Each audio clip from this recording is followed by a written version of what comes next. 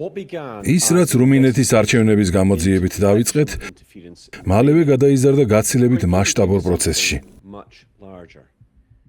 წინა დოკუმენტური ფილმის ფარგლებში ჩვენ ბუქარესტში ჩავედით, სადაც პირადად ვესაუბრეთ სენატორებს, პარლამენტის წევრებს, ჟურნალისტებს, პოლიტიკურ ანალიტიკოსებსა და იურისტებს. მათგან ბევრმა გამოთქვა სერიოზული შეშფოთება ევროპის დემოკრატიული მომავლის გამო. კვლავ და კვლავ ერთი და იგივე ბრალდებები ისმის. პოლიტიკური ზემოქმედება, მედიით მანიპულირება, ცენზურა, ინსტიტუციური ჩარევა და მზარდი ეჭვი იმისა, რომ დემოკრატიული სისტემები მთელ ევროპაში აღარ ფუნქციონირებს ისე, როგორც ეს საზოგადოებას გონია. ამ დისკუსიების ცენტრში ამერიკის შეერთებული შტატების სასამართლო კომიტეტის ანგარიში მოექცა.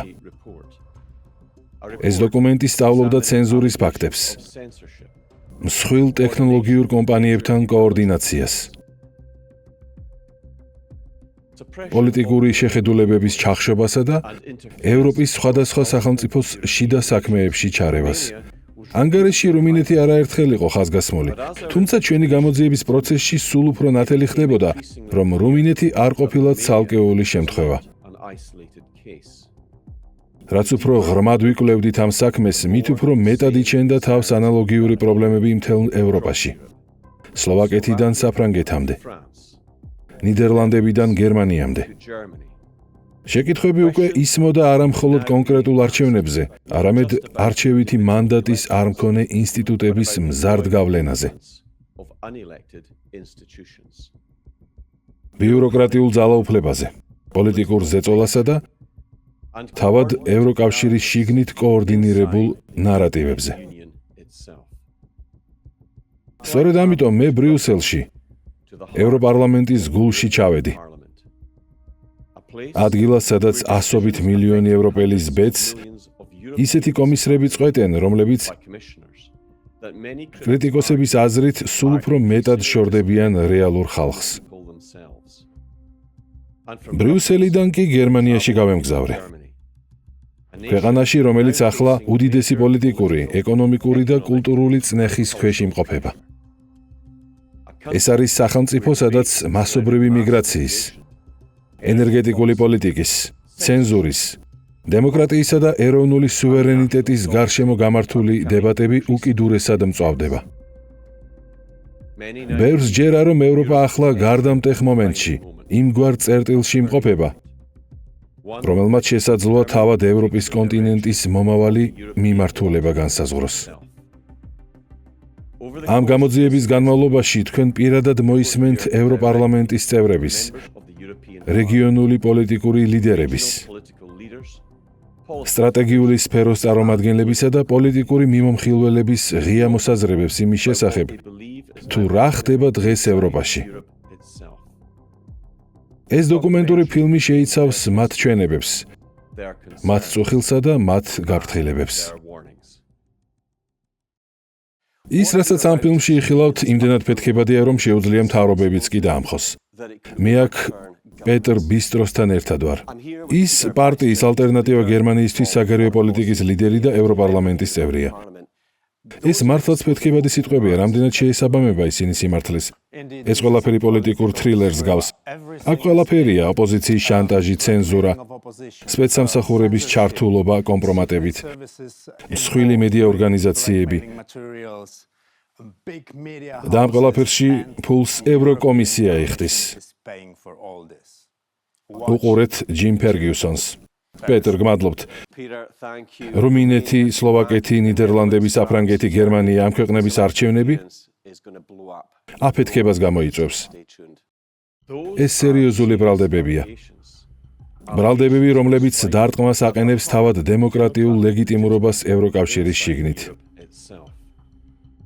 თუმცა არის ეს უბრალოდ პოლიტიკური ბრალდებები, თუ უკვე არსებობს მზარდი მტკიცებულებები იმისა, რომ ევროკავშირის ინსტიტუტები სულ უფრო მეტად არიან ჩართულნი წევრ ქვეყნებში პოლიტიკური შედეგების ფორმირებაში. ამ კითხვების უფრო ღრმად შესასწავლად მე ევროპარლამენტში გადავინაცვლე, სადაც რენე აუსტს ვესაუბრე. ევროპარლამენტში ჯგუფ სუვერენული სახელმწიფოების ევროპის ლიდერს. ცხადია, თქვენ უშუალოდ ხართ ჩართული ყველაფერში, რაც აქ ხდება. მაგრამ ძალიან მაინტერესებს თქვენი აზრი ამერიკის სასამართლო კომიტეტის ანგარიშზე, რომელშიც ხაზგასმულია არჩევნებში ჩარევის ფაქტები, არა მხოლოდ გერმანიაში, არამედ რუმინეთში, საფრანგეთში, სლოვაკეთსა და ბევრ სხვა ქვეყანაში. რას ფიქრობთ ამაზე? საინტერესოა, როგორ ხდება ხოლმე, რომ ეგრეთ წოდებული კონსპირაციის თეორიები რეალობად იქცევა. ჩვენ ყოველთვის ვამბობდით, რომ ამგვარი ჩარევა ხდებოდა, ახლა კი ეს შავით თეთრზე, ფურცელზე გვიწერია. ჩვენ ამ საკითხს აქ ევროპარლამენტში განვიხილავთ. მიუხედავად იმისა, რომ, რა თქმა უნდა, ამის დაბლოკვას ცდილობენ. ჩვენ გვინდა, რომ საზოგადოებამ ეს იცოდეს. ძალიან მნიშვნელოვანია, რომ ხალხს ესმოდეს, მათი დემოკრატიული ხმა მანიპულაციის საგანია და მათ ფაქტობრივად აჩუმებენ. თუმცა რამდენად სახიფათოა ეს, რადგან როდესაც ადამიანები გრძნობენ, რომ მათ დემოკრატიული ხმის უფლება წაართვეს და ანუ დავივიწყებთ, რომ AFD-ს რეიტინგი გამოკითხვებში სტაბილურად იზრდება, ისინი ძალიან კარგ შედეგებს აჩვენებენ, შესაძლოა სწორედ ამაზეა საუბარი. სწორედ ამიტომ აკეთებენ ამას. ზუსტად ამიტომ აკეთებენ, მაგრამ ეს ბინძური ხრიკები, როგორიცაა სოციალური მედიისა და წამყვანი მედია საშუალებების გამოყენება, თქვენთვის საკმაოდ იმედგამაცრუებელი უნდა იყოს, თუმცა რამდენად სახიფათოა ეს ხალხისთვის დემოკრატიული ხმის წართმევის თვალსაზრისით. მართალი ხართ, აქ ორი სხვადასხვა დონეა, როგორც უკვე აღნიშნეთ, პირველი დონეა ხალხით მანიპულირება, რაც თავდაყირა აყენებს იმას, თუ რას უნდა ნიშნავდეს დემოკრატია. პარლამენტისა და მთავრობის თითოეული წევრი უნდა აკეთებდეს იმას, რაც ხალხს სურს და რასახითაც ვლინდება ხალხის ნება და არა პირიქით. თუმცა დღეს ელიტები ცდილობენ ყველაფერი პირიქით გააკეთონ. ისინი იყენებენ ძალაუფლებასა და ხალხის რესურსებს, რომლებიც მათ გადასახადების სახით მიიღეს, რათა იძალადონ ხალხის ნებაზე და მიიღონ ის, რაც თავად ელიტას სურს. ეს კი ეწინააღმდეგება იმას, რა უნდა იყოს დემოკრატია.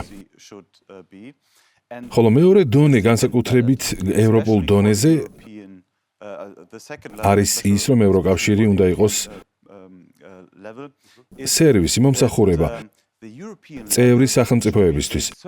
თუმცა აქაც ყველაფერი თავდაყირაა.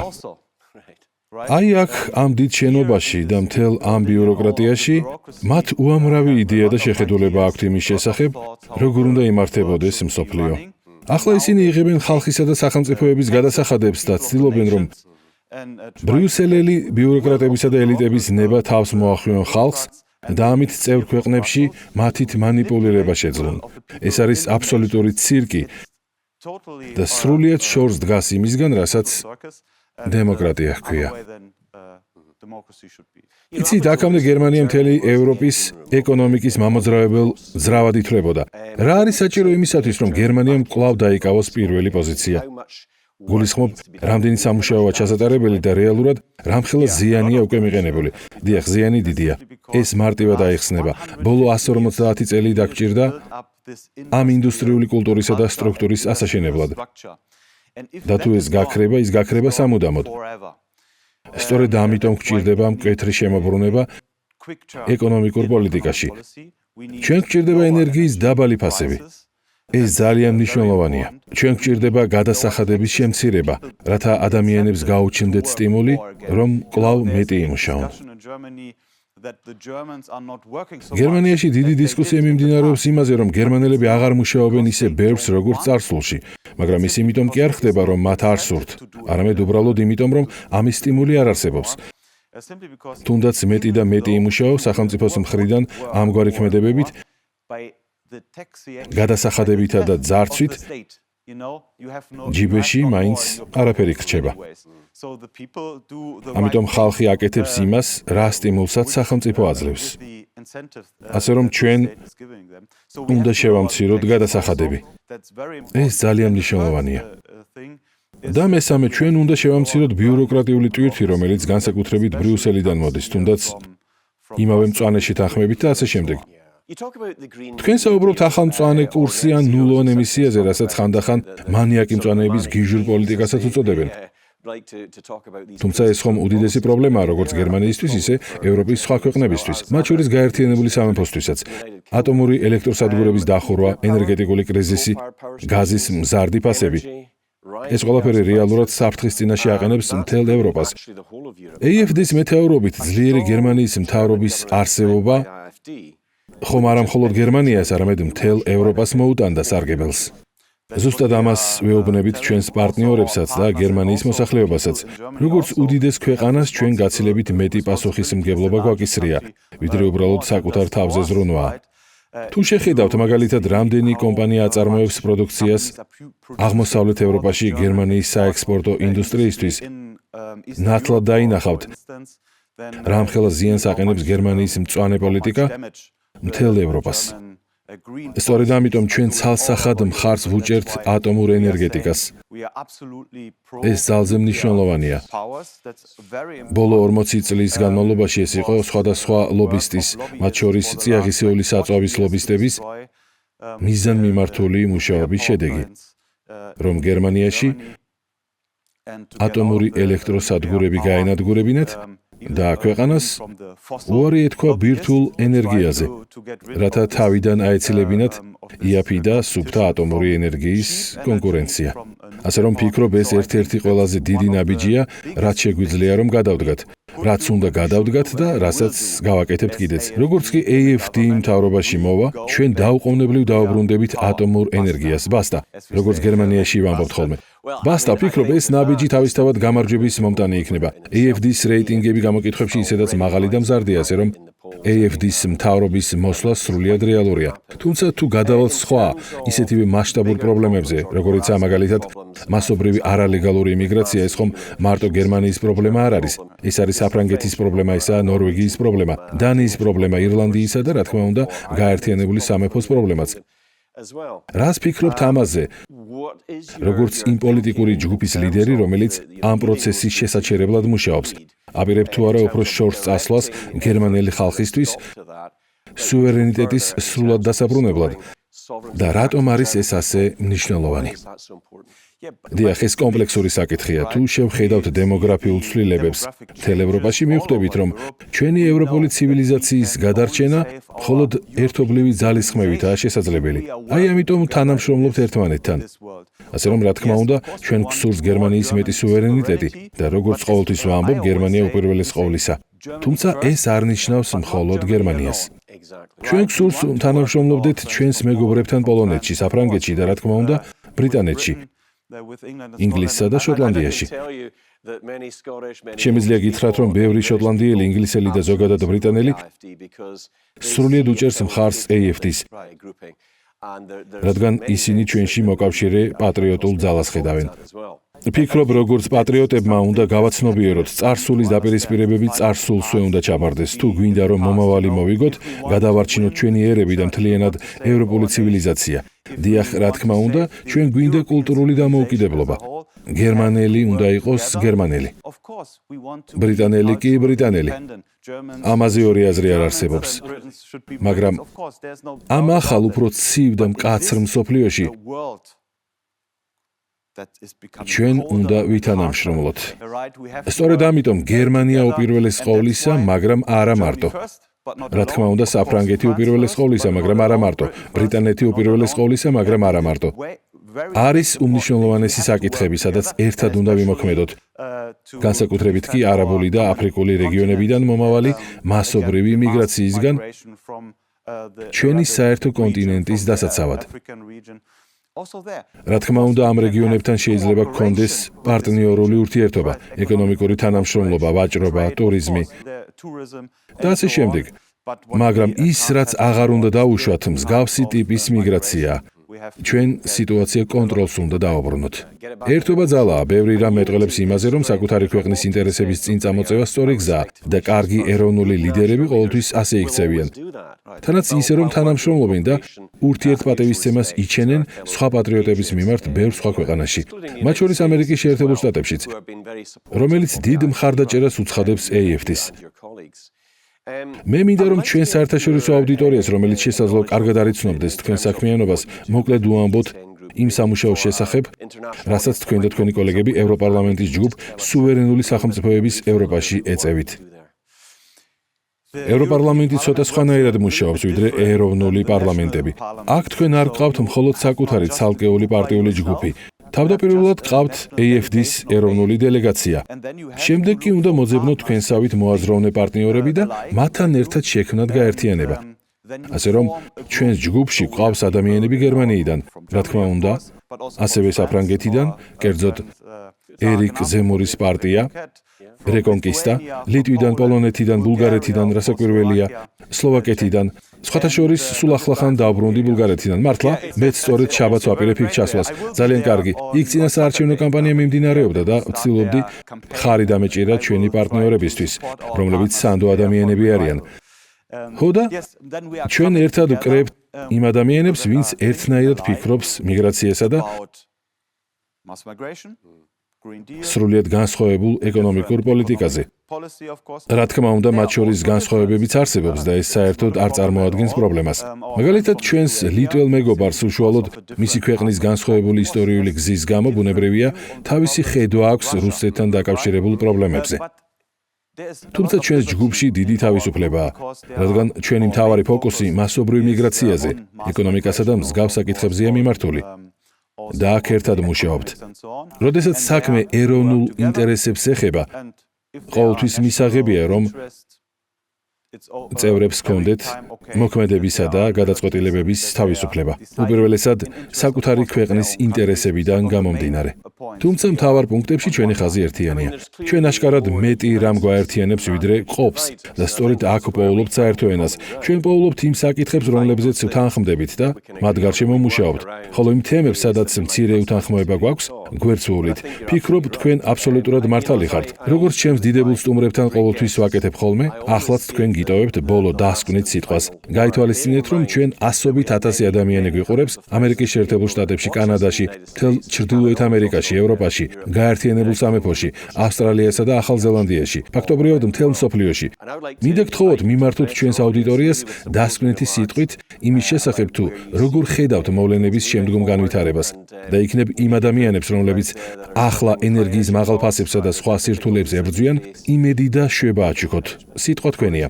უპირველესად დიდი მადლობა მოწვევისთვის, რა თქმა უნდა, მინდა ვთქვა, რომ ჩვენ გერმანიაშიც მოგვდის ის შემაშფოთებელი ამბები, რაც მასობრივ მიგრაციასა და მის შედეგებთან დაკავშირებით დიდ ბრიტანეთში ხდება. ჩვენ თქვენს გვერდით ვართ. როგორც ინტერვიუში უკვე აღნიშნე, როგორც პატრიოტები ჩვენ ვამბობთ, გერმანია უპირველეს ყოვლისა, მაგრამ არა მარტო. ჩვენ ხელს გიწვდით თქვენ ბრიტანელ პატრიოტებს. ჩვენ გვინდა თქვენთან ერთად ვიმუშაოთ, რათა გადავარჩინოთ ჩვენი კონტინენტი და ჩვენი ევროპული ცივილიზაცია. და საბოლოო ჯამში ჩვენ აუცილებლად გავიმარჯვებთ. ჩვენ გავიმარჯვებთ. ამ დისკუსიებიდან სულ უფრო მეტად იკვეთება რწმენა ზოგიერთ ევროპელ კანონმდებელს შორის, რომ პოლიტიკური გავლენა ევროკავშირის შიგნით ახლა უკვე ბევრად სცილდება მხოლოდ პოლიტიკის ფორმირების ფარგლებს. სულ უფრო მეტი კითხვა ისმის ცენზურის, ინსტიტუციური წნეხის, მედიაზე გავლენისა და თავად ევროპულ სისტემაში არსებული არჩევითი მანდატის არ მქონე ორგანოების როლზე. ევროპარლამენტში მე ასევე ვესაუბრე პეტრ ბისტრონს, ევროპარლამენტის წევრსა და AFD-ის საგარეო პოლიტიკის პრეს-სპიკერს. პეტრ, მოგესალმებით, მოხარული ვარ თქვენი კვლავ ხილვით. როგორ ხართ? კეთილი იყოს თქვენი მობრძანება ბრიუსელში. როგორც იტყვიან ურჩხულის მუცელში, თუმცა თქვენ შესანიშნავ საქმეს აკეთებთ. თქვენს პარტიას გამოკითხვებში წარმოუდგენლად კარგი რეიტინგი აქვს. ჩვენ ბევრ სხვადასხვა ადგილას ვისაუბრეთ, სადაც კი ყოფილვართ, მაგრამ მოხარული ვარ, რომ ახლა აქ ვართ. პირდაპირ საქმეზე გადავალ. ამერიკის წარმომადგენელთა პალატის სასამართლო კომიტეტის ანგარიში ძალიან შორს მიმავალ შედეგებს მოასწავებს. ისინი ყურადღებით სწავლობენ იმას, რაც ხდებოდა რუმინეთის, სლოვაკეთის, ნიდერლანდების, საფრანგეთისა და გერმანიის არჩევნებთან დაკავშირებით. თქვენი თვალსაზრისით, რამხელა გავლენის მოხდენა შეუძლია ამ ანგარიშს? როგორც ჩანს, მან ნამდვილი შოკური ტალღები გამოიწვია მთელ ევროპაში. ეს ნამდვილი ბომბია. წარმოიდგინეთ, ამერიკის შეერთებული შტატების წარმომადგენელთა პალატა აცხადებს, რომ ევროკომისია არჩევნებით მანიპულირებდა. ეს სიახლე ჰაერიდან არ არის მოტანილი. მათ გაანალიზეს მთელი კომუნიკაცია და მიმოწერა ევროკომისიასა და ისეთ მსხვილ ტექნოლოგიურ გიგანტებს შორის, როგორებიცაა Google, X Meta და სხვები, 10 წლის განმავლობაში. ამ ანალიზის შემდეგ თქვეს, ამ პლატფორმებზე უმძიმესი ცენზურა ხორციელდებოდა. ამის გამო აქ ევროპარლამენტში ორმა პოლიტიკურმა ჯგუფმა მაშინვე მოითხოვა ამ თემაზე დებატების გამართვა. თუმცა უარი მიიღეს. მათ ამ საკითხის აქ განხილვა არ სურთ. რამდენიმე კვირის წინ მე რუმინეთში ვიმყოფებოდი, სადაც ბევრ სენატორს, დეპუტატსა და პარლამენტის წევრს ვესაუბრე. მე მიწვეული ვიყავი მათი ერთ-ერთი კომიტეტის სხდომაზე, სადაც ზუსტად ამ საკითხს განიხილავდნენ. იქ მხოლოდ 5 ადამიანი დახვდათ. დანარჩენებმა კი ამ თემაზე საუბრისთვის სხდომაზე დასწრებაზე უარი განაცხადეს, ასე რომ მათ აშკარად იციან, რომ ცენზურა არსებობს და არჩევნებში ჩარევა ხდება. სულ რამდენიმე საათის წინ გავრცელდა ინფორმაცია იმის შესახებაც, რომ ის იყო ჩართული კონსერვატიული ხმების ჩახშობის მცდელობაში. რამდენად სახიფათოა ეს დემოკრატიისთვის. იმიტომ რომ თუ ხალხი გერმანიაში და მთელ ევროკავშირში იგრძნობს, რომ მათით ამგვარად მანიპულირებენ, ეს დიდ რისხვას გამოიწვევს. რას ისმენთ ახლა ამასთან დაკავშირებით? ეს მხოლოდ საზოგადოებაში არსებული დიდი რისხვა არ არის. შეხედეთ რა ხდება. ევროკომისია აწესებს ცენზურას სიტყვის თავისუფლებაზე. ევროკომისია ზემოქმედებას ახდენდა მსხვილ პლატფორმებზე, რათა სამეცნიერო მონაცემებისთვის სიძულვილის ენის იარლიყი მიეწებებინათ და დაებლოკათ ისინი. ისინი ცენზურას ადებენ პოლიტიკურად და სამართლებრივად ლეგიტიმურ პოლიტიკურ მოსაზრებებს. ანუ ისინი თრგუნავენ მთელ ოპოზიციას და ბლოკავენ ყველას, ვინც მათ დღის წესრიგს ეწინააღმდეგება. აი ეს არის მთავარი. მათ აქვთ გლობალისტური დღის წესრიგი და ვინც ამის წინააღმდეგია, ყველას აქრობენ.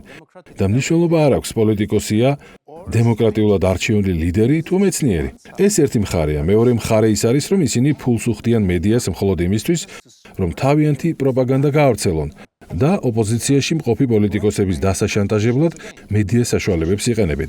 თუ ამ ყველაფერს ერთად შეკრებთ, მიიღებთ სისტემას, რომელიც დიქტატურას უფრო ჰგავს, ვიდრე დემოკრატიას. მართლაც ასე, ჩვენ გაერთიანებულ სამეფოში, ისევე როგორც ბევრი ჩვენი მეგობარი და მოკავშირე მთელ ევროპაში, თვლით, რომ ევროკომისია აბსოლუტურად არადემოკრატიული სტრუქტურაა და ის არჩევითი მანდატის არ მქონე ბიუროკრატებისგან შედგება. თუმცა ყველაზე დიდი პრობლემა ის არის, რომ მათ შეუძლიათ უგულებელყონ თქვენაერი კანონიერად არჩეული კანონმდებლები. როდესაც კანონის მიღება გსურთ, მათ შეუძლიათ ვეტო დაადონ. ეს კი არ არის დემოკრატია მოქმედებაში. ჩვენ კანონმდებლობის მიღებაც კი არ შეგვიძლია. ჩვენ არ გვაქვს უფლება თავად წარვადგინოთ კანონპროექტები. მხოლოდ ევროკომისიას აქვს ექსკლუზიური უფლება შეიტანოს კანონები პარლამენტში. ჩვენ ამის ინიცირებაც კი არ შეგვიძლია. ეს უბრალოდ თეატრია. ახლა ვცდილობთ გარკვეული ცვლილებების შეტანას, რათა კომისიას კანონის წარმოდგენა ვთხოვოთ. ჩვენ აქ მხოლოდ შესწორებების შეტანა შეგვიძლია იმ საკითხებზე, რასაც განვიხილავთ, თუმცა ყოველთვის მხოლოდ იმაზე მსჯელობთ, რასაც ევროკომისია დადებს მაგიდაზე. სულ ეს არის, ეს ხომ სიგიჟეა. თქვენი პარტიის ლიდერი ალის ვაიდელი ძალიან პოპულარულია. ის ძალიან პირდაპირ მკაფიო და ბრწყინვალე ლიდერია. მან ბოლო რამდენიმე კვირის განმავლობაში რეალურად განაცხადა, რომ ეფექტურად დაშლიდა ევროკავშირს, ყოველ შემთხვევაში ევროკომისიას მაინც. როგორც AFD-ის მომავალი მთავრობა, თქვენ როგორ გააკეთებდით ამას და რა დროში? მართლაც გააუქმებდით მას, თუ უბრალოდ უკეთესი ხელმძღვანელობისა და უკეთესი სისტემის ჩამოყალიბებას შეეცდებოდით მთლიანი სტრუქტურის განადგურების ნაცვლად? მაინტერესებს თქვენი აზრი. ჯერ ერთი შეხედეთ გამოკითხვებს. გერმანიაში ჩვენ მყარად პირველ პოზიციაზე ვართ და არჩევნებს ერთმანეთის მიყოლებით ვიგებთ. ახლახან ვითვლიდით, რამდენი დამატებითი მანდატი მივიღეთ ბავარიაში ბოლო არჩევნებზე. ჩვენი შედეგი ფაქტობრივად გასამაგდა, ასე რომ ჩვენ მართლაც ძალიან კარგ გზაზე ვდგავართ. რას გავაკეთებდით? დაუბრუნდებოდით კანონის უზენაესობას და გავაკეთებდით იმას, რაც პოლიტიკოსებმა უნდა აკეთონ. შევასრულებდით ხალხის ნებას, რადგან ჩვენ ხალხის მსახურები ვართ. მოსახლეობიდან არავინ ითხოვს ღია საზღვრებს ან ატომური ელექტროსადგურების დახურვას. ყველა ეს საკითხი სწორ რელსებს უნდა დაუბრუნდეს. ჩვენ კვლავ უნდა გავაძლიეროთ გერმანული და ზოგადად ევროპული ინდუსტრია.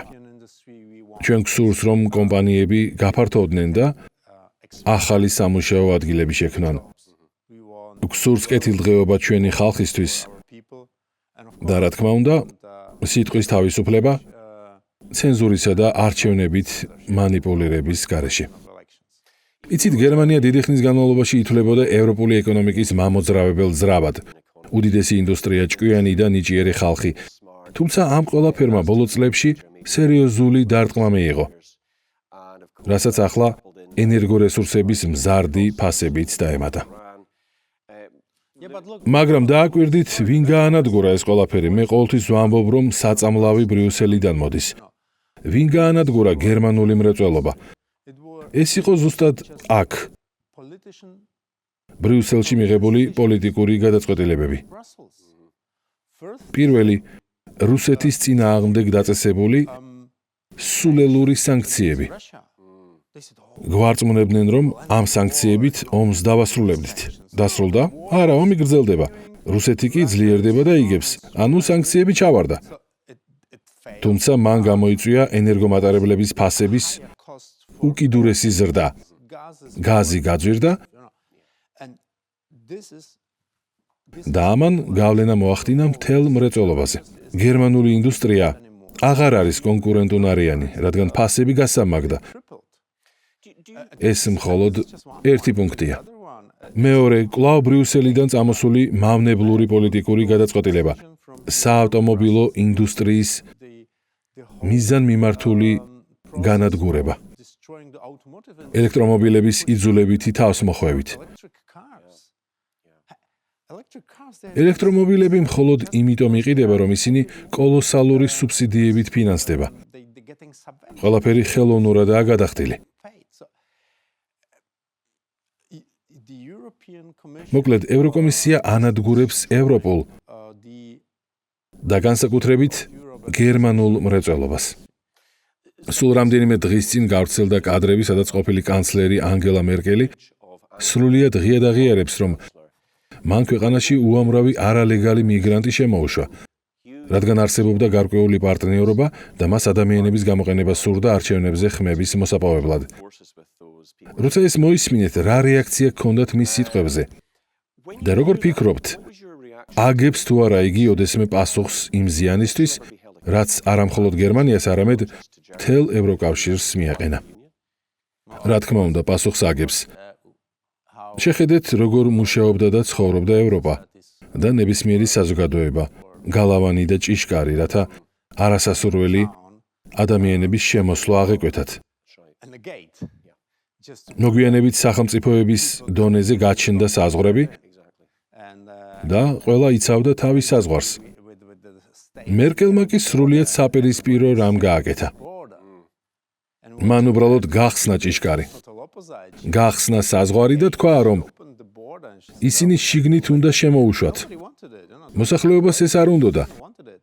ეს იყო ერთი დიდი პროპაგანდა და დადგმული სპექტაკლი, რომელიც ჩემს მშობლიურ ქალაქში, მიუნხენში დაიწყო. ტელევიზიით აჩვენებდნენ კადრებს, თითქოს მიუნხენის მოქალაქეები მატარებლის სადგურზე ტაშით ხვდებოდნენ მიგრანტებს და სათამაშო დათუნიებს ჩუქნიდნენ. მოგვიანებით ჩვენ აღმოვაჩინეთ, რომ ეს იყო ფასიანი არასამთავრობო ორგანიზაცია, სოციალისტური პარტიის მიერ მართული ორგანიზაცია მიუნხენის მერიიდან, რომელმაც უბრალოდ იყიდა წყლის ბოთლები და ეს დათუნიები. ეს იყო პოტიომკინის სოფელი, მედიისთვის სპეციალურად დადგმული ილუზია, რათა ეთქვათ, მიუნხენის მოქალაქეები სიხარულით მიესალმებიან მიგრანტებს. არა, ეს ყველაფერი ერთი დიდი თაღლითობა და ფარსია. აი ასე მუშაობს სისტემა. ფულს უხდიან არასამთავრობოებს ყალბი ამბების შესაქმნელად, შემდეგ ფულს უხდიან მედიას ამ სიცრუის გასავრცელებლად, ყოველგვარი კრიტიკული კითხვის გარეშე. საბოლოო ჯამში კი ამით გავლენას ახდენენ არჩევნებზე და აყალბებენ მათ. თქვენ ახსენეთ რუმინეთი და იქ არსებული საარჩევნო თაღლითობა. აქვე ჩვენთან ევროკომისიის ყოფილმა კომისარმა პირდაპირ თქვა, დიახ, ჩვენს გავაკეთეთ რუმინეთში და საჭიროების შემთხვევაში გავიმეორებთ გერმანიაშიც. ეს იყო მისი ზუსტი სიტყვები. ფიქრობ, ამაზე უფრო აშკარა აღიარება შეუძლებელია. მან ეს პირდაპირ დაადასტურა, სწორედ ამ ფაქტმა მიიპყრო ჩვენი ამერიკელი მეგობრების ყურადღებაც. ვიცი, რომ თქვენც აქტიურად მუშაობთ, სულ ახლახან იმყოფებოდით ნიუ-იორკში, სადაც ხვდებოდით სენატორებსა და კონგრესმენებს. თქვენი და თქვენი კოლეგების, ასევე რუმინელი მეგობრების საკმაოდ დიდი დელეგაციები ხშირად ჩადის იქ. თუმცა თუ დაუბრუნდებით იმას, რატომ ხდება ეს, ანგელა მერკელის ინტერვიუც ნათლად აჩვენებს, რომ ეს ყველაფერი ხმების გამო კეთდება. მან ახსენა AFD და თქვა, რომ მათ შესაჩერებლად რაღაც უნდა გაეკეთებინათ. მაგრამ ეს ხომ არ არის დემოკრატია. ეს არ არის თავისუფალი არჩევანი. ეს არის манипуляция და არჩევნებში უხეში ჩარევა. დიახ, ეს არის აშკარა ბრძოლა ნამდვილი ოპოზიციის წინააღმდეგ. ყველა სხვა პარტია გლობალისტური პარტიაა და ისინი ერთსა და იმავე თამაშს თამაშობენ. ჩვენ კი ერთადერთი ძალა ვართ, რომელიც ცდილობს გააკეთოს ის, რაც ხალხს სურს და არა ის, რაც მსხვილ კორპორაციებს აწყობთ. სწორედ ამიტომ არის უაღრესად მნიშვნელოვანი, რომ ჩვენ თანამშრომლობთ ტრამპის ადმინისტრაციასთან და ჩვენს მეგობრებთან ვაშინგტონში.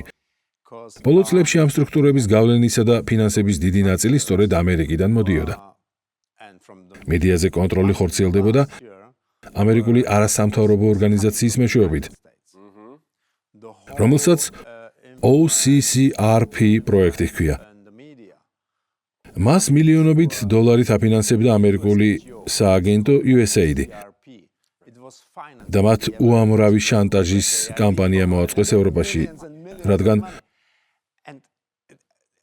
OCCRP-ის ქსელის ნაწილს წარმოადგენს უმსხვილესი საგამომცემლო სახლები მთელ ევროპაში, გერმანიაში, ესაა შპიგელი, Süddeutsche Zeitung, Die Zeit და ზოგჯერ საზოგადოებრივი ტელევიზიებიც კი. ეს მართლაც მასშტაბური რამაა. დონალდ ტრამპმა USAID-ის ხაზით ამ ორგანიზაციების დაფინანსება შეაჩერა, რაც შესანიშნავი ნაბიჯია. დიახ, მაგრამ გამოიცანით, ვინ ჩაერთო მაშინვე საქმეში და ვინ დაიწყო მათთვის ფულის გადახდა. ეს თავად ევროკომისია აღმოჩნდა, წარმოუდგენელია. ეს ტიპები წლების განმავლობაში აწარმოებდნენ ყალბამბებს. ისინი ფარულად ფინანსდებოდნენ ამერიკის შეერთებული შტატებიდან და არსად აქვეყნებდნენ, რომ ამერიკა უხდიდათ ფულს. ისინი ავრცელებდნენ ყალბამბებსა და გაყალბებულ მასალებს, რომლებიც თითქოს საიდუმლო სამსახურებიდან იყო მოპოვებული.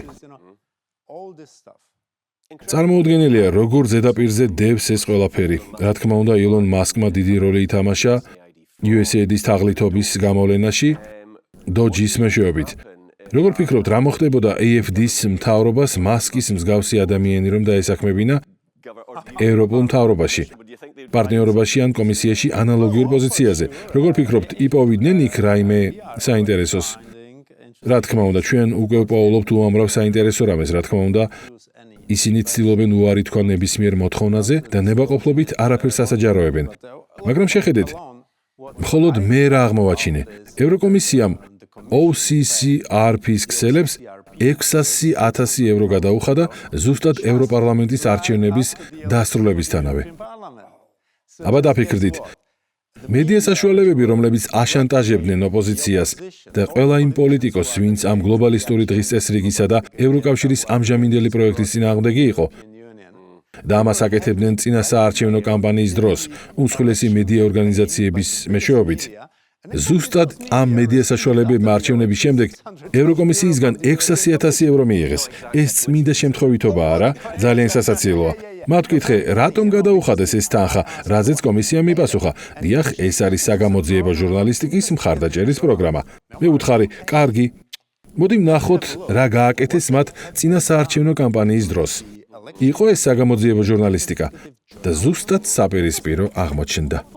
მათ წამოიწყეს კამპანია, რომელსაც ევროპის ხმა ერქვა. რა იყო მთავარი თემა? განაცხადეს, რომ პრაღაში ბაზირებული უკრაინელი ლტოლვილების მიერ მართული ახალი ამბების ვებგვერდი რეალურად რუსული პროპაგანდის იარაღი იყო. რომელიც შეიქმნა მთელ ევროპაში ევროპარლამენტის არჩევნებით მანიპულირებისთვის. როდესაც მონაცემები გადავამოწმეთ, მაგალითად, რამდენი გამომწერი ან ნახვა ჰქონდა ამ ვებგვერდს, ინგლისურ ვერსიაში აღმოჩნდა, რომ სულ რაღაც 351. საინტერესოა. ანუ მათ ინგლისურ თითო ვიდეოზე საშუალოდ 4 ან 5 მოწონება ჰქონდათ. და აი ამ რესურსით მათ თურმე მთელ ევროკავშირში არჩევნებზე უნდა მოეხდინათ გავლენა. და ისეთი მსხვილი გამოცემები, როგორიცაა შპიგელი და სხვები, საერთოდ არ ამოწმებდნენ ამ ციფრებს. მათ არ უთქვამთ, რომ ეს სრული სისულელე იყო. პირიქით, ისინი კვირებისა და თვეების განმავლობაში მასიურად ავრცელებდნენ ამ პროპაგანდას. საბოლოო ჯამში ამას მართლაც საშინელი შედეგი მოჰყვა, რადგან ამან ბევრი ხმა დაგოკარგვინა. ამ კამპანიის წყალობით ევროპარლამენტში კონსერვატიულმა ჯგუფმა სულ რაღაც რამდენიმე კვირაში 27 მანდატი დაკარგა. ასე რომ, როდესაც არჩევნებამდე რამდენიმე კვირით ადრე ამხელა გავლენას ახდენ და შენი ოპონენტები 27 სავარძელს კარგავენ, ეს არის არჩევნების უმძიმესი მანიპულაცია. ეს შემაშფოთებელია, მათ შეუძლიათ ისე ჩაერიონ პროცესებში, რომ კანონიერად არჩეულმა წევრებმა მანდატები დაკარგონ. ეს არის ის, რაც აუცილებლად გამოსასწორებელია. თქვენი აზრით, არის ევროკავშირის რეფორმირება მიღწევადი? შესაძლებელია თუ არა, რომ AFD-ს მომავალმა მთავრობამ შექმნას მექანიზმები ამის გამოსასწორებლად? თუ ფიქრობთ, რომ ყველაფერი შეიძლება Brexit-ის მსგავსად პირობითად Dexit-ით გერმანიის გასვლა ევროკავშირიდან დასრულდეს, რა არის თქვენი კონკრეტული პოზიცია ამასთან დაკავშირებით? ნახეთ, ევროკავშირი თავდაპირველად მართლაც შესანიშნავი პროექტი იყო, წმინდა ეკონომიკური. დიახ, ზუსტად, ევროპის ეკონომიკური თანამეგობრობა ნამდვილად დიდებული ჩანაფიქრი იყო და ევროპის შიგნით საზღვრების გახსნაც ძალიან კარგი იდეა გახლდათ. მაშინ 17-18 წლის ვიყავი და ამით გულწრფელად ვხარობდი. მაგრამ ის, რაც ახლა ხდება, აშკარად სრულიად არასწორი მიმართულებით მიდის. ჩვენი პარტია 10 წლის განმავლობაში ცდილობდა რეფორმების გატარებას. თუმცა დღეს უკვე ვხედავთ, რომ ეს შეუძლებელია. ფიქრობ, ამ ინსტიტუტის რეფორმირება უბრალოდ შეუძლებელია. სწორედ ამიტომ ახლა ჩვენ სერიოზულად ვფიქრობთ Dexit-ზე. პირადად მე ასეთ რამეს ვამბობ. ჩვენ არც კი გვჭირდება ევროკავშირიდან ოფიციალურად გამოსვლა. ჩვენ უბრალოდ უნდა შევწყვიტოთ მისი დაფინანსება. როგორც კი გერმანია ფულის მიცემას შეწყვეტს, მომდევნო დღესვე ევროკავშირი არსებობას შეწყვეტს. რადგან ფრანგები, პოლონელები, იტალიელები და სხვებიც სწორედ ამ მიმართულებით მიდიან. მათ აღარ უნდათ ბრიუსელმა უკარნახოს, როგორ იცხოვრონ. მათ აღარ სურთ, რომ ბრიუსელმა უკარნახოს პარიზს ან მადრიდს, თუ რა უნდა გააკეთონ ამა თუ იმ საკითხზე. ისინი ევროკავშირში მხოლოდ იმიტომ რჩებიან, რომ იქიდან ფულს იღებენ. და თუ ამ დაფინანსებას შეუწყვეტთ, მთელი სტრუქტურა წამებში ჩამოიშლება. პეტერ, ჩვენ ხშირად ხვდებით ერთმანეთს სხვადასხვა კონფერენციაზე, მათ შორის გახადე ევროპა კვლავ დიდებული პლატფორმებზე. რეგულარულად ხედავთ ერთმანეთს და ეჭვგარეშეა უახლოეს მომავალში შევხვდებით. თუმცა სანამ დაგემშვიდობებით, მინდა გთხოვოთ დასკვნითი სიტყვით მიმართოთ ჩვენს საერთაშორისო აუდიტორიას. რას ფიქრობთ განსაკუთრებით ამერიკის სასამართლო კომიტეტის ანგარიშთან დაკავშირებით? საით მიდის ეს პროცესი? სიტყვა თქვენია. არ მოადუნოთ ყურადღება. თვალი ადევნეთ ამ პროცესს და მოითხოვეთ მეტი ინფორმაცია. ჩვენ მართლაც წარმოუდგენელი რამ აღმოვაჩინეთ ატლანტის ოკეანის ორივე მხარეს. როგორც ვაშინგტონში, ასევე აქ ბრიუსელში. არჩევნები მოიპარეს და არჩევნებით მანიპულირებენ როგორც ევროკავშირში, ისე ამერიკის შეერთებულ შტატებში. ამიტომ ჩვენ ძალაუფლება კვლავ ხალხს უნდა დაუბრუნოთ და ვიბრძოლოთ ამისთვის. ჩვენს საქმეს ვაკეთებთ. ქალბატონებო და ბატონებო, თქვენ ეს მოისმინეთ პირდაპირ ურჩხულის მუცლიდან, ბრიუსელიდან, ევროპარლამენტის გულიდან. თუმცა ეს პრობლემები და წუხილი უკვე კარგახანია გასცდა ბრიუსელის ფარგლებს. ბევრს ჯერა, რომ ამ პოლიტიკის შედეგები ახლა უშუალოდ გერმანიის შიგნით იგრძნობა. მასობრივი მიგრაციის, ეკონომიკური ვარდნის, ენერგეტიკული პოლიტიკის, სიტყვის თავისუფლებისა და სახელმწიფო თვალთვალის გარშემო არსებული კითხვების უგულებელყოფა სულ უფრო შეუძლებელი ხდება. სწორედ ამიტომ მე დიუსელდორფში ჩავედი. სადაც შევხვდი მაქსიმილიან კრას, რათა განგვეხილა გერმანიაში არსებული მზარდი პოლიტიკური და სოციალური ტენდენციები.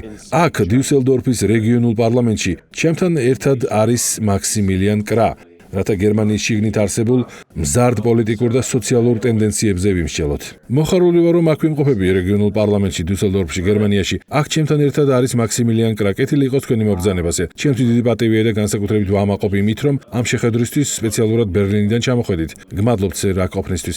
დიდი მადლობა, დიახ, მე ბერლინიდან ჩამოვედი და იმედი მაქვს, რომ საინტერესო საუბარი შედგება იმასთან დაკავშირებით, რა ხდება დღეს გერმანიასა და ევროპაში.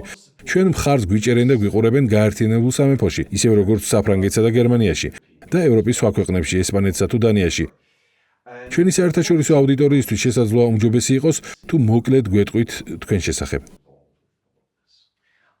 ყველაფერი 2019 წელს დაიწყო, როდესაც ევროპარლამენტის წევრი გავხდი, ხოლო 2025 წელს უფრო მეტად ეროვნულ პოლიტიკურ კონტექსტში გადავინაცვლე. შესაბამისად, მე კვლავ მაქვს ეს ევროპული ხედვა და ზოგადი წარმოდგენა იმაზე, თუ რა ხდება წევრ ქვეყნებში. ჩემი განათლებისა და გამოცდილების შესახებ რომ გითხრათ, პროფესიით იურისტი ვარ და ორმაგი ბიზნესის ადმინისტრირების მაგისტრის ხარისხი მაქვს ლონდონის ბიზნეს სკოლიდან და ნიუ-იორკის კოლუმბიის უნივერსიტეტიდან. ასე რომ მე კარგად ვიცნობ საერთაშორისო ბიზნეს სექტორსაც. წარსულში ყოველთვის ქრისტიან დემოკრატი ვიყავი. თუმცა, როდესაც ქვეყანამ ერთ წელიწადში მილიონზე მეტი სირიელი ლტოლვილი მიიღო, ვთქვი, მორჩა, ყველაფერს საზღვარი აქვს, ისინი ქვეყანას ღოპავენ. სწორედ მაშინ გადავწყვიტე ბიზნესიდან პოლიტიკაში გადავსულიყავი და შევერთდი ერთადერთ ახალ პარტიას, რომელიც მასობრივი მიგრაციის წინააღმდეგი იყო, ალტერნატივა გერმანიისთვის. ასე აღმოჩნდი აქ. ეს მართლაც გასაოცარი ამბავია, AfD-ს აღზევება აქ გერმანიაში. თქვენ ძალიან მაღალი რეიტინგი გაქვთ გამოკითხვებში, დიდებულ საქმეს აკეთებთ და სწორედ ამიტომ დაიმსახურა თქვენმა პარტიამ საერთაშორისო მხარდაჭერა. ისეთი ადამიანებიც კი, როგორიც ილონ მასკია, ძალიან აქტიურად გიჭერენ მხარს. ყველას სურს თქვენი ხილვა ხელისუფლებაში და ფიქრობ ამ გზაზე მყარად გახართ. თქვენ ახსენეთ ძალიან მნიშვნელოვანი საკითხი, სირიელი ლტოლვილები. სიმართლე ის არის, რომ ჩვენ ყველას გვესმის, რა არის ლტოლვილობა, როდესაც ადამიანები ბავშვებთან ერთად გარბიან ომით განადგურებული ქვეყნებიდან. თუმცა ჩვენ ისიც ვიცით, რომ მათ შორის ბევრია სამხედრო ასაკის ახალგაზრდა მამაკაცი, რომლებიც მძიმე დანაშაულებს ჩადიან. ეს არ არის მხოლოდ ბავშვების ნაკადი. როდესაც ადამიანები საუბრობენ ერის უსაფრთხოებასა და დაცულობაზე, ეს ნებისმიერი კარგი მთავრობის უპირველესი მოვალეობა. სხვათა შორის, ანგელა მერკელმაც ახლახან ისაუბრა ამაზე და ფაქტობრივად აღიარა, რომ ეს ყველაფერი წინასწარ განზრახული გეგმა იყო ხმების მოსაპოვებლად. როგორი რეაქცია ჰქონდათ ამაზე? ეს იმაზეა დამოკიდებული, როგორ შეხედავთ ამ ისტორიას. ისინი ყოველთვის თვლიდნენ, რომ პასუხისმგებელნი არიან არამხოლოდ გერმანიასა და გერმანელ ხალხზე, არამედ მთელ კაცობრიობაზეც. ამიტომ მათ იმის გააზრებაც კი არ სურთ, რომ რაღაც არასწორად გააკეთეს. მათთვის ის ფაქტი, რომ ჩვენ მათ პოლიტიკას ვეწინააღმდეგებით, უბრალოდ პოლიტიკური ოპოზიციის საკითხი კი არ არის, არამედ ბოროტება დაღიქმება. ჩვენ კითხვის ნიშნის ქვეშ ვაყენებთ მათ უზენაეს მორალსა და უნივერსალურ ხედვებს, რადგან ეს არის არისტოკრატიული ელიტის ვიწრო ინტერესები. შესაბამისად, მათთვის ამ კურსის წინააღმდეგ წასვლა ჩვეულებრივი პოლიტიკური დებატები კი არა, მორალის წინააღმდეგ ამხედრებაა. დიახ, ეს იდეოლოგიური პოზიცია ზუსტად, რაც რეალურად საკმაოდ სახიფათოა დემოკრატიისა და სიტყვის თავისუფლებისთვის. ფიქრობ, მათ თქვენ ერთგვარ ექსტრემისტებად შეგრაცხეს, თუმცა ეს ასე არ არის. თქვენ უბრალოდ კითხვის ნიშნის ქვეშ აყენებთ მასობრივი არალეგალური იმიგრაციის გავლენას ჯანდაცვაზე, განათლებასა და სოციალურ სისტემებზე ამ რთულ პერიოდში. მაგრამ ცხადია, როდესაც საქმე ამ ხალხთან გვაქვს, თუ შენ გწამს გლობალურად უზენაესი ხედვების, მაშინ მორალურად უზენაესი პოზიცია აქვთ არა? და თუ კითხვას დასვამ და იტყვი, იქნება აზრი აქვს კეთილდღეობის შენარჩუნებას იმის ნაცვლად, რომ ყველაფერი გავანადგუროთ, რაც 100 წლის განმავლობაში შექმნილა. ისინი ავტომატურად მორალურად არასრულფასოვნად გამოგაცხადებენ. აი ეს არის მემარცხენეების მიდგომა. მათ სჯერათ, რომ აზრთა კონკურენცია კი არ უნდა არსებობდეს, არამედ მხოლოდ მათი გზა, რომელიც უზენაესია. შესაბამისად, ჩვენ მათთვის ბოროტება ვართ და ისინი ვალდებულნი არიან გვებრძოლონ. მათთვის არსებობს მხოლოდ ორი არჩევანი, ან მათი გზა, ან საერთოდ არაფერი. დიახ, ზუსტად ასეა. თუმცა პოლიტიკა ხომ საღაზრსა და ფაქტებს უნდა ეყრდნობოდეს. ისინი კი უკიდურესად ემოციურები და იდეოლოგიურად მართულები არიან. ეს მართლაც სახიფათოა. განსაკუთრებით მაშინ, როდესაც ხედავ, რამხელა ზიანი მიადგა გერმანიის ეკონომიკასა და მრეწველობას. მის კვლავ მწყობრში ჩაყენებას უდიდესი ძალისხმევა დასჭირდება. მათ დახურეს ატომური ელექტროსადგურები და როგორც თქვენმა კოლეგამ ახლახან აღნიშნა, დაატბორეს ნახშირის შახტებიც კი, რათა შეუძლებელი გახადონ იქიდან რესურსის ხელახლა მოპოვება და ეს ხდება მაშინ, როდესაც არსებობს ტექნოლოგიები წარმოების გასასუფთავებლად. ანუ დღეს შეგვეძლო ქონოდა გამართული თბოელექტროსადგურები, რომლებიც ენერგიას გამოიმუშავებენ. გერმანია სრულიად მოწყვეტილია ელემენტარულ ეკონომიკურ ცოდნას და იმ ადამიანებსაც კი, ვინც რეალურ დოვლათს ქმნის. აი თუნდაც აქ ჩვენს ყველაზე დიდ ფედერალურ მხარეში რომ მიმოიხედოთ და მმართველი პარტიების კოლეგების ბიოგრაფიებსა და გამოცდილებას გადახედოთ, ნახავთ, რომ მათ ამ სფეროსთან შეხება არასდროს ჰქონიათ. შესაბამისად, მათ არ ესმით უმარტივესი კავშირები, მაგალითად ის, რომ მთლიანი შიდა პროდუქტის ზრდა პირდაპირ კავშირშია ენერგიის წარმოებასთან. ჩვენ უნდა გავაანალიზოთ ეს შეცდომები. ყოველთვის ვამბობდი, რომ პირველი ნაბიჯი იყო პროტესტი და იმის ხმამაღლა თქმა, რაც ხდება. თუმცა ახლა ჩვენ უკვე გადავიდით მეორე ეტაპზე. ჩვენ უნდა ვუპასუხოთ კითხვას, თუ რის გაკეთება შეგვიძლია უკეთესად. ჩვენ უნდა გავცეთ პასუხები, რათა ხალხს იმედი დაუბრუნოთ. მე ვიტყოდი, რომ AFD-ს თავიდან ხმას აძლევდნენ პროტესტის გამოსახატად. ახლა კი ჩვენთან სხვაგვარი კავშირი აქვთ, რადგან ჩვენ გავხდით იმედის სიმბოლო, იმის ნიშანი, რომ არსებობს სხვა უკეთესი გერმანია, რომელიც წინ მიიწევს და ეს უკვე აღარ არის მხოლოდ პოლიტიკური სამუშაო, ეს არის ჩვენი მოვალეობა. ჩვენ ვალდებულნი ვართ ხალხს ეს პასუხები მივცეთ. დიახ, AFD პირველ ადგილზე გერმანიას დააყენებს. თქვენ დაიკავებთ პრეზიდენტ ტრამპისა და მისი ადმინისტრაციის ანალოგიურ პოზიციას. საკუთარი ქვეყნის ინტერესების უპირატესობის პოლიტიკას გერმანია უპირველეს ყოვლისა. რა თქმა უნდა, ჩვენ ყველანი ვუჭერთ მხარს საკუთარი ქვეყნების წინ წამოწევას. მაგრამ ეს არ ნიშნავს, რომ არ შეგვიძლია საერთაშორისო დონეზე პარტნიორობა, განსაკუთრებით იმ პოლიტიკურ პარტიებთან, რომლებიც ჩვენს ღირებულებებს იზიარებენ. ეს არის ალიანსის საზოგადოების სხვადასხვა სფეროში, რომელიც ეფუძნება ტრადიციულ ოჯახს, ქრისტიანულ ფასეულობებსა და ქორწინების ინსტიტუტს, ასევე ბიზნესის განვითარების ხელშეწყობასა და გადასახადების შემცირებას. ეს ყოველივე ის საკითხებია, რაზეც ჩვენ სრულად ვთანხმდებით. ფიქრობ, დღეს უკვე არსებობს საერთო გაგება იმისა, რომ ჩვენ გვსურთ ჩვენი ეკონომიკების მწყობრში დაბრუნება. და მაინც რა იქნება პირველი ნაბიჯი, რასაც AFD-ს მთავრობა გადადგამს, რათა გერმანიას ძველი ძლიერი ეკონომიკური პოზიცია დაუბრუნოს. პირველი ნაბიჯი თავისუფლების დაბრუნებაა. მთავრობა შეუძლია დააწესოს შეზღუდვები და გააძლიეროს კონტროლი, მაგრამ მთავარია ხალხმა კვლავ ირწმუნოს საკუთარი ქვეყნის. გულისხმობ იმას, რომ უპირველეს ყოვლისა ადამიანებს უნდა დაუბრუნოთ იმედი, რომ როდესაც ისინი წარმატებას მიაღწევენ, ამისთვის არ დაისჯებიან. თქვენ არ უნდა ისჯებოდეთ იმის გამო, რომ საკუთარ აზრს Facebook-ზე გამოხატავთ. ესაა პირველი ნაბიჯი. დღეს, როცა ვინმე ბიზნესი იწყებს, სახელმწიფო მას აბსურდული რეგულაციებითა და წარმოუდგენელი გადასახადებით არ უნდა უნადგურებდეს საქმეს. უპირველესი ამოცანაა ხალხის ნდობის მოპოვება და მათთვის თავისუფლების მიცემა. აი ეს შეცვლიდა საერთო მენტალიტეტს.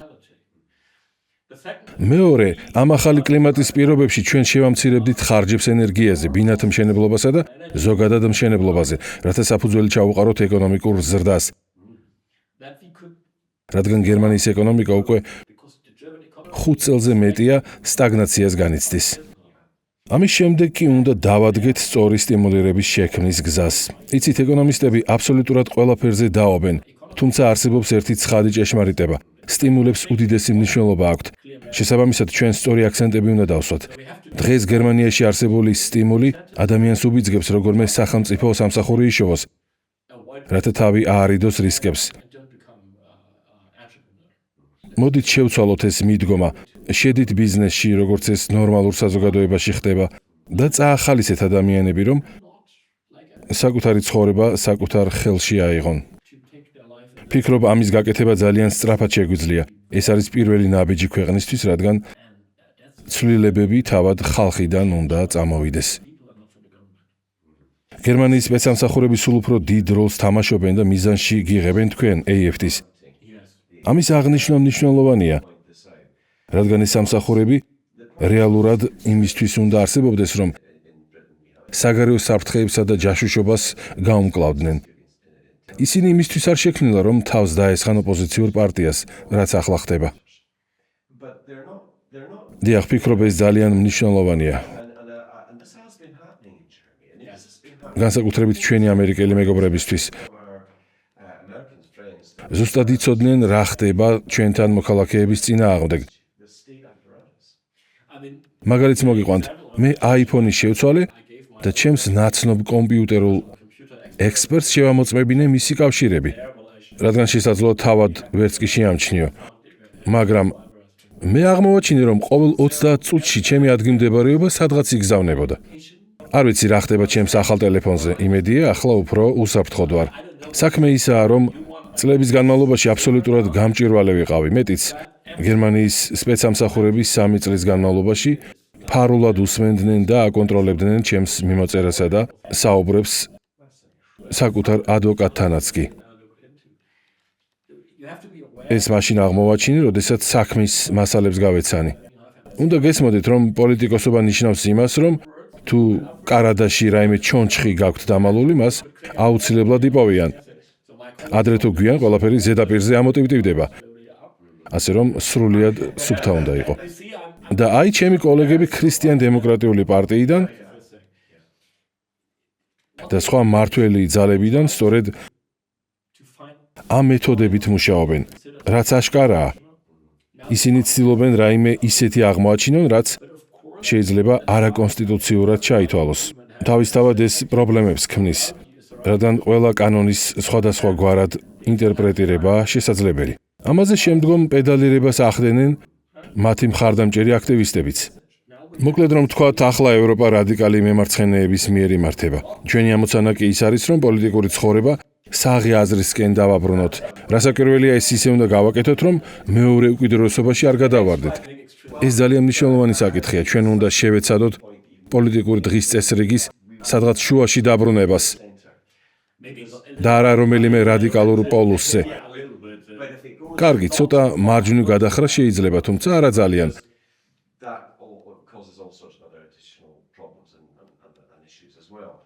რადგან ეს თავისი მხრივ სხვა პრობლემებს წარმოშობს. იცით, ჩემი პერსპექტივიდან, როგორც დიდი ბრიტანეთის მოქალაქის,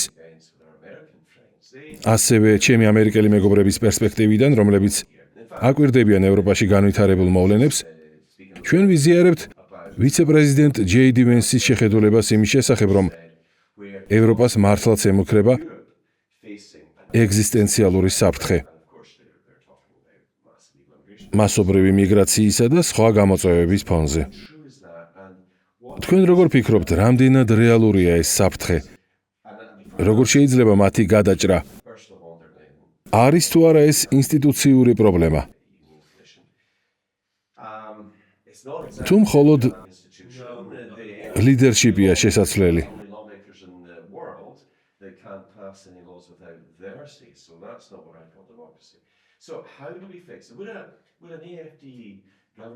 იქნებ პრობლემებმა უკვე შეუქცევადი ხასიათით შეიძინეს. მე პირადად მიმაჩნია, რომ არსებული კრიზისის აღმოფხვრა ჯერ კიდევ შესაძლებელია. იცით, მე სწორედ ამიტომ ვუჭერდი ტრამპის ადმინისტრაციას მხარს მთელი ამ დროის განმავლობაში, რადგან მათ აშკარად სურთ უკეთესი, განსხვავებული ევროპის არსებობა. სწორედ ამიტომ დღეს გახადეთ ამერიკა კვლავ დიდებული პოლიტიკა ევროპისთვისაც მომგებიანია. ეს უფრო მეტ საქმეს აკეთებს ჩვენი კონტინენტისთვის, ვიდრე მთელი ევროკომისია. ამერიკის კონსერვატიულ ფლანგს ევროპის მიმართ უაღრესად პოზიტიური დამოკიდებულება და ხედვა აქვს, რაც ჩვენთვის ძალიან კარგია. განსაკუთრებით გერმანიისთვის. მათ ახსოვთ, როგორი იყო გერმანია ადრე და ხვდებიან იმას, რომ გერმანიამ ეს სიმძლავრე დაკარგა. არ იქნება ზედმეტი თუ ვიტყვი, რომ პრეზიდენტი ტრამპი და ვიცე-პრეზიდენტი ვენსი გერმანოფილები არიან. მათ უფრო მეტად უყვართ გერმანია, ვიდრე ჩვენს კანცლერს. იცით, ყველა ლიდერი იძახის. მე ჩეხი ვარ, მე ავსტრიელი ვარ, მე ირლანდიელი ვარ. მხოლოდ მერცს, როდესაც ეკითხებიან, ის ამბობს, მე ევროპელი ვარ. საპირისპიროდ პრეზიდენტ ტრამპს, როდესაც ამ საკითხზე კითხვას უსვამენ, ის ყოველთვის აღნიშნავს, რომ მას გერმანული სისხლი აქვს. ასე რომ ამერიკული მთავრობა უფრო მეტად პროგერმანულია, ვიდრე ჩვენი საკუთარი. ჩვენი პოლიტიკური ელიტა საკუთარ იდენტობას გაორბის, ამავდროულად ტრამპის ადმინისტრაცია სურს ევროპაში საიმედო პარტნიორი ჰყავდეს. სამწუხაროა, რომ გერმანია ამ მოცემულობით ვერ იქნება. დიახ, ამ როლს ვერც დიდი ბრიტანეთი ვერ შეასრულებს კი სტარმერის ხელისუფლების პირობებში. მართალია, იმავეს თქმა შეიძლება საფრანგეთსაც.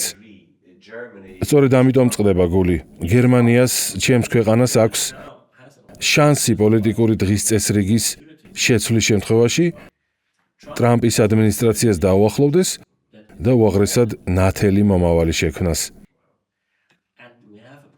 ჩვენი პოლიტიკური ელიტა ვერ ხედავს იმ საჩუქარს და შესაძლებლობებს, რომლებსაც ტრამპი გვთავაზობს. ეს პოტენციური პარტნიორობა იმაზე მეც სიკეთეს მოგვიტანდა, ვიდრე მე-20 საუკუნის მეორე ნახევარში მარშალის გეგმა. მე აუცილებლად გავაკეთებდი ყველაფერს ამერიკა-გერმანიის ღრმა პარტნიორობისთვის, რაც მშვიდობასა და ეკონომიკურ აყვავებას მოუტანდა არა მხოლოდ ჩემს ქვეყანას, არამედ მთელ ევროპას 21 საუკუნეში. ასევე მინდა გკითხოთ 5 თვალის ალიანსზეც, რომელიც შედგება ამერიკის შეერთებული შტატების, დიდი ბრიტანეთის, ახალი ზელანდიის, ავსტრალიისა და კანადისგან. ალიანსი მნიშვნელოვან ზემოქმედებას განიცდის როგორც შიდა დაძაბულობის, ასევე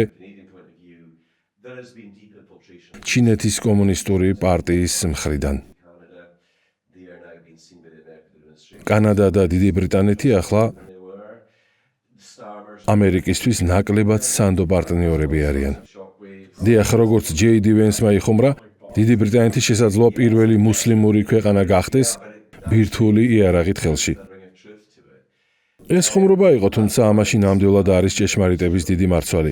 ამ სადაზვერვო ალიანსში უნდობლობის გაღვივების ფონზე სხვადასხვა ქვეყნები ცდილობენ ამერიკისთვის სანდო პარტნიორად წარმოჩენას. მაგალითად, იაპონია აქტიურად ცდილობს ალიანსში გაწევრიანებას. რა სიტყვით, ხელისუფლებაში მოსვლის შემთხვევაში თქვენც ისურვებდით თუ არა ამერიკასთან სადაზვერვო ალიანსში შესვლას. აუცილებლად, ჩვენ ამერიკასთან ყველანაირ პარტნიორობას უჭერთ მხარს. ჩვენ გვჭირდება ევროპის არქიტექტურის შეცვლა და ეს მხოლოდ ამერიკასთან პარტნიორობით იქნება შესაძლებელი. გსურს როგორც დასავლეთი, ისე ცენტრალური და აღმოსავლეთ ევროპაც გავაძლიეროთ. ეს კი ვაშინგტონის გარეშე ვერ მოხდება. სამწუხაროდ, დღეს ჩვენ გვყავს პოლიტიკური ელიტა,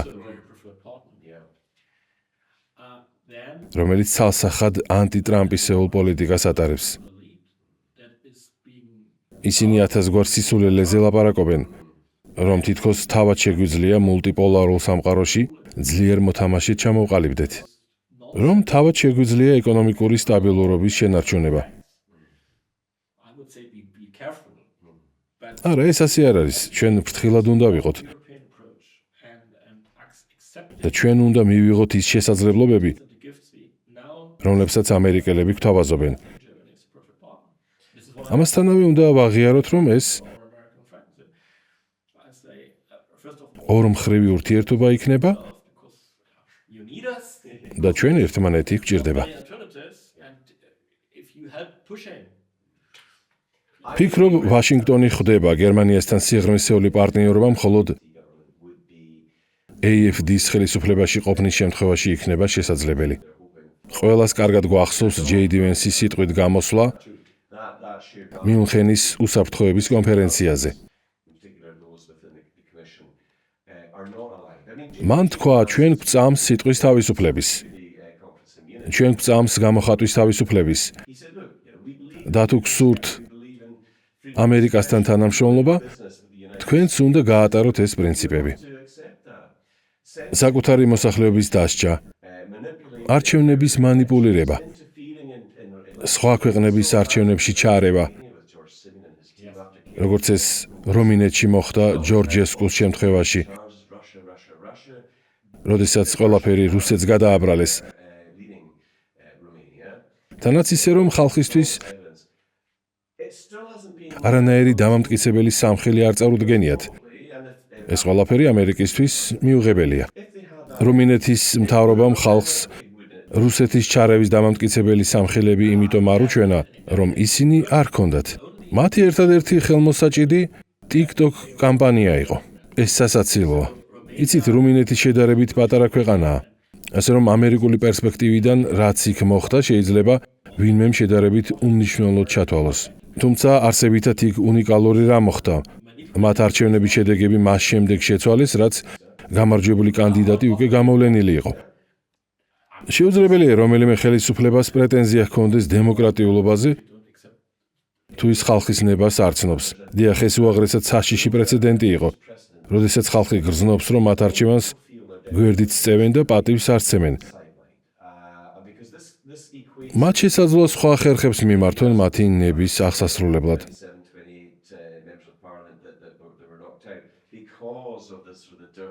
ფიქრობ, რომ ერთადერთი ჭეშმარიტი გამოსავალი დემოკრატიული კრიზისიდან სწორედ ის არის, რომ ხალხს საშუალება მიეცეს არჩევანის გაკეთების. ეს ჩვენ დიდ ბრიტანეთშიც კარგად დავინახეთ. განსაკუთრებით ლონდონში, სადაც საზოგადოებრივი დაძაბულობა პიკს აღწევს. AFD ხალხთან კომუნიკაციის თვალსაზრისით საკმაოდ ეფექტურად მოქმედებს. როგორ ხედავთ პარტიის მომავალს და რა მოლოდინი გაქვთ პირადად თქვენ? ჩვენ განსაკუთრებით კარგ შედეგებს ვაჩვენებთ აღმოსავლეთ გერმანიაში. იცით რატომ? იმიტომ რომ ომის შემდგომი მემარცხენე ინსტიტუტები იქ არასტაბილურობით ხასიათდებიან. აღმოსავლეთის ორ რეგიონში წელს ადგილობრივი არჩევნები უნდა ჩატარდეს და ჩვენ რეალური შანსი გვაქვს 50%-ზე მეტი მხარდაჭერა მოვიპოვოთ, რაც საშუალებას მოგცემს ალიანსისთვის პარტნიორი აღარ ვეძებოთ. თუნდაც 40%-ის შემთხვევაში სხვა პარტიებს ვეღარ შეეძლებათ ეგრეთ წოდებულ სანიტარულ კორდონში მოგვაქციონ. ქრისტიან დემოკრატები ხომ ვერ შეკრავენ კოალიციას კომუნისტებთან, რომლებიც ღიად ანტისემიტები არიან. ასე რომ ორ რეგიონულ არჩევნებში დიდ წარმატებას მოველით. მიმაჩნია, რომ გერმანიაში კრიზისი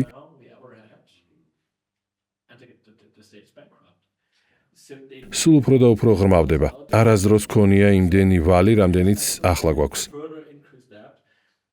ისინი შეეცდებიან გადასახადების კიდევ უფრო გაზრდას, თუმცა სახელმწიფო სერვისების დონე შეუქცევადად შემცირდება. ის ხალხი, რომელიც მოვლენებს აკვირდება, ხედავს, რომ კრიზისი აშკარაა და ეს მათთვის მტკივნეული მომენტია.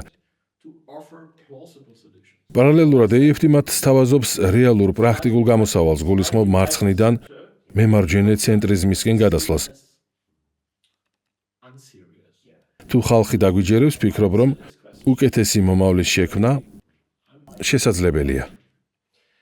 დიახ, როდესაც ხალხის განწყობებზე ვსაუბრობთ, უნდა ვახსენოთ, თუ რა დიდი მნიშვნელობა აქვს ამ თვალსაზრისით მეინსტრიმულ მედიას, რომელიც ხშირად მემარცხენე პოლიტიკურ დისკურსს უჭერს მხარს. ამ კუთხით მნიშვნელოვანი ფიგურა გახდა ილონ მასკი, რომელიც მასშტაბური კრიტიკისა და ზემოქმედების ქვეშ მოექცა ევროკომისიის მხრიდან. ამასთანავე სტარმერი და კარნიც სულ უფრო მეტ საუბრობენ ტვიტერის პოტენციურ დაცენზურებაზე ან სრულად აკრძალვაზე. მათ ეშინიათ სოციალურ ქსელებში საწინააღმდეგო აზრის პოპულარიზაციის. პირადად თქვენთვის და თქვენი პარტიისთვის რამდენად მნიშვნელოვანია სოციალურ მედიაში სიტყვის თავისუფლების პრინციპის დაცვა. ეს გადამწყვეტი მნიშვნელობისაა. 2024 წელს, როდესაც მე ადგილობრივ არჩევნებში ვიყრიდი კენჭს, თავდაპირველად გადავწყვიტეთ რეკლამები მეინსტრიმულ სოციალურ ქსელებში განგვეთავსებინა. რის შედეგადაც ჩემი რეიტინგი 3%-ს აღწევდა. ამის შემდეგ გადავწყვიტეთ სტრატეგია შეგვეცვალა და რეკლამები TikTok-ზე განგვეთავსებინა, რადგან ეს სოციალური ქსელი ბევრად თავისუფალი იყო ვიდრე სხვები. ეს შენიშნული იქნა და TikTok-ის ადმინისტრაციას დაევალა ჩემი გამოსახულება პლატფორმაზე დაბლარული ყოფილიყო. სწორედ ამიტომ არის ილონ მასკი ასეთი მნიშვნელოვანი ფიგურა სიტყვის თავისუფლების კონტექსტში. ის ყველას ეუბნება, წადით თქვენი. ის არ ასრულებს ევროკომისიის მითითებებს. TikTok-ის სრულად ემორჩილება ევროკომისიას, რადგან მათ არ აინტერესებთ ევროპაში დემოკრატიის ბედი. ილონი მსოფლიოს ყველაზე მდიდარი ადამიანი და ყველაზე წარმატებული ბიზნესმენია. მას პროდუქტის ხარისხი აინტერესებს. პროდუქტი კი ამ შემთხვევაში თავისუფლებაა. ვაშინგტონი სწორად იქცევა, როდესაც მხარს უჭერს ამერიკულ სოციალურ მედიებს და მოუწოდებს, რომ არ შეასრულონ ევროკომისიის ბრძანებები. ძალიან მნიშვნელოვანი იყო ადმინისტრაციის მხრიდან ცოტა ხნის წინ გადადგმული ნაბიჯი. დაესანქციერებინათ ის ევროპელი მაღალჩინოსნები და NGO-s წევრები, რომლებიც დაცენზურების პოლიტიკას განაგებდნენ. ასე რომ, გთხოვთ ამერიკის ადმინისტრაციაც გამოიკვლიეთ ყველა ევროპელი მაღალჩინოსანი, რომელიც დაცენზურების პოლიტიკას ხელს უწყობს და დაასანქცირეთ ისინი. ამით თქვენ სიტყვის თავისუფლების პრინციპს დაიცავთ. არ შეუშვათ ისინი თქვენს ქვეყანაში. გამოაძევით მათი შვილები ამერიკული უნივერსიტეტებიდან და გაურთულეთ მათ ცხოვრება. ასეთ ზომებს იმიტომ მოვითხოვ, რომ ჩვენთვის სასიცოცხლოდ მნიშვნელოვანია სიტყვის თავისუფლების პრინციპი. აბსოლუტურად გეთანხმებით. იცით, თქვენს პარტიას უამრავი გულშემატკივარი ჰყავს მთელი მსოფლიოს მასშტაბით. მათ შორის ჩემს ქვეყანაში, დიდ ბრიტანეთში, ამერიკის შეერთებულ შტატებში, კანადაში და ასე შემდეგ.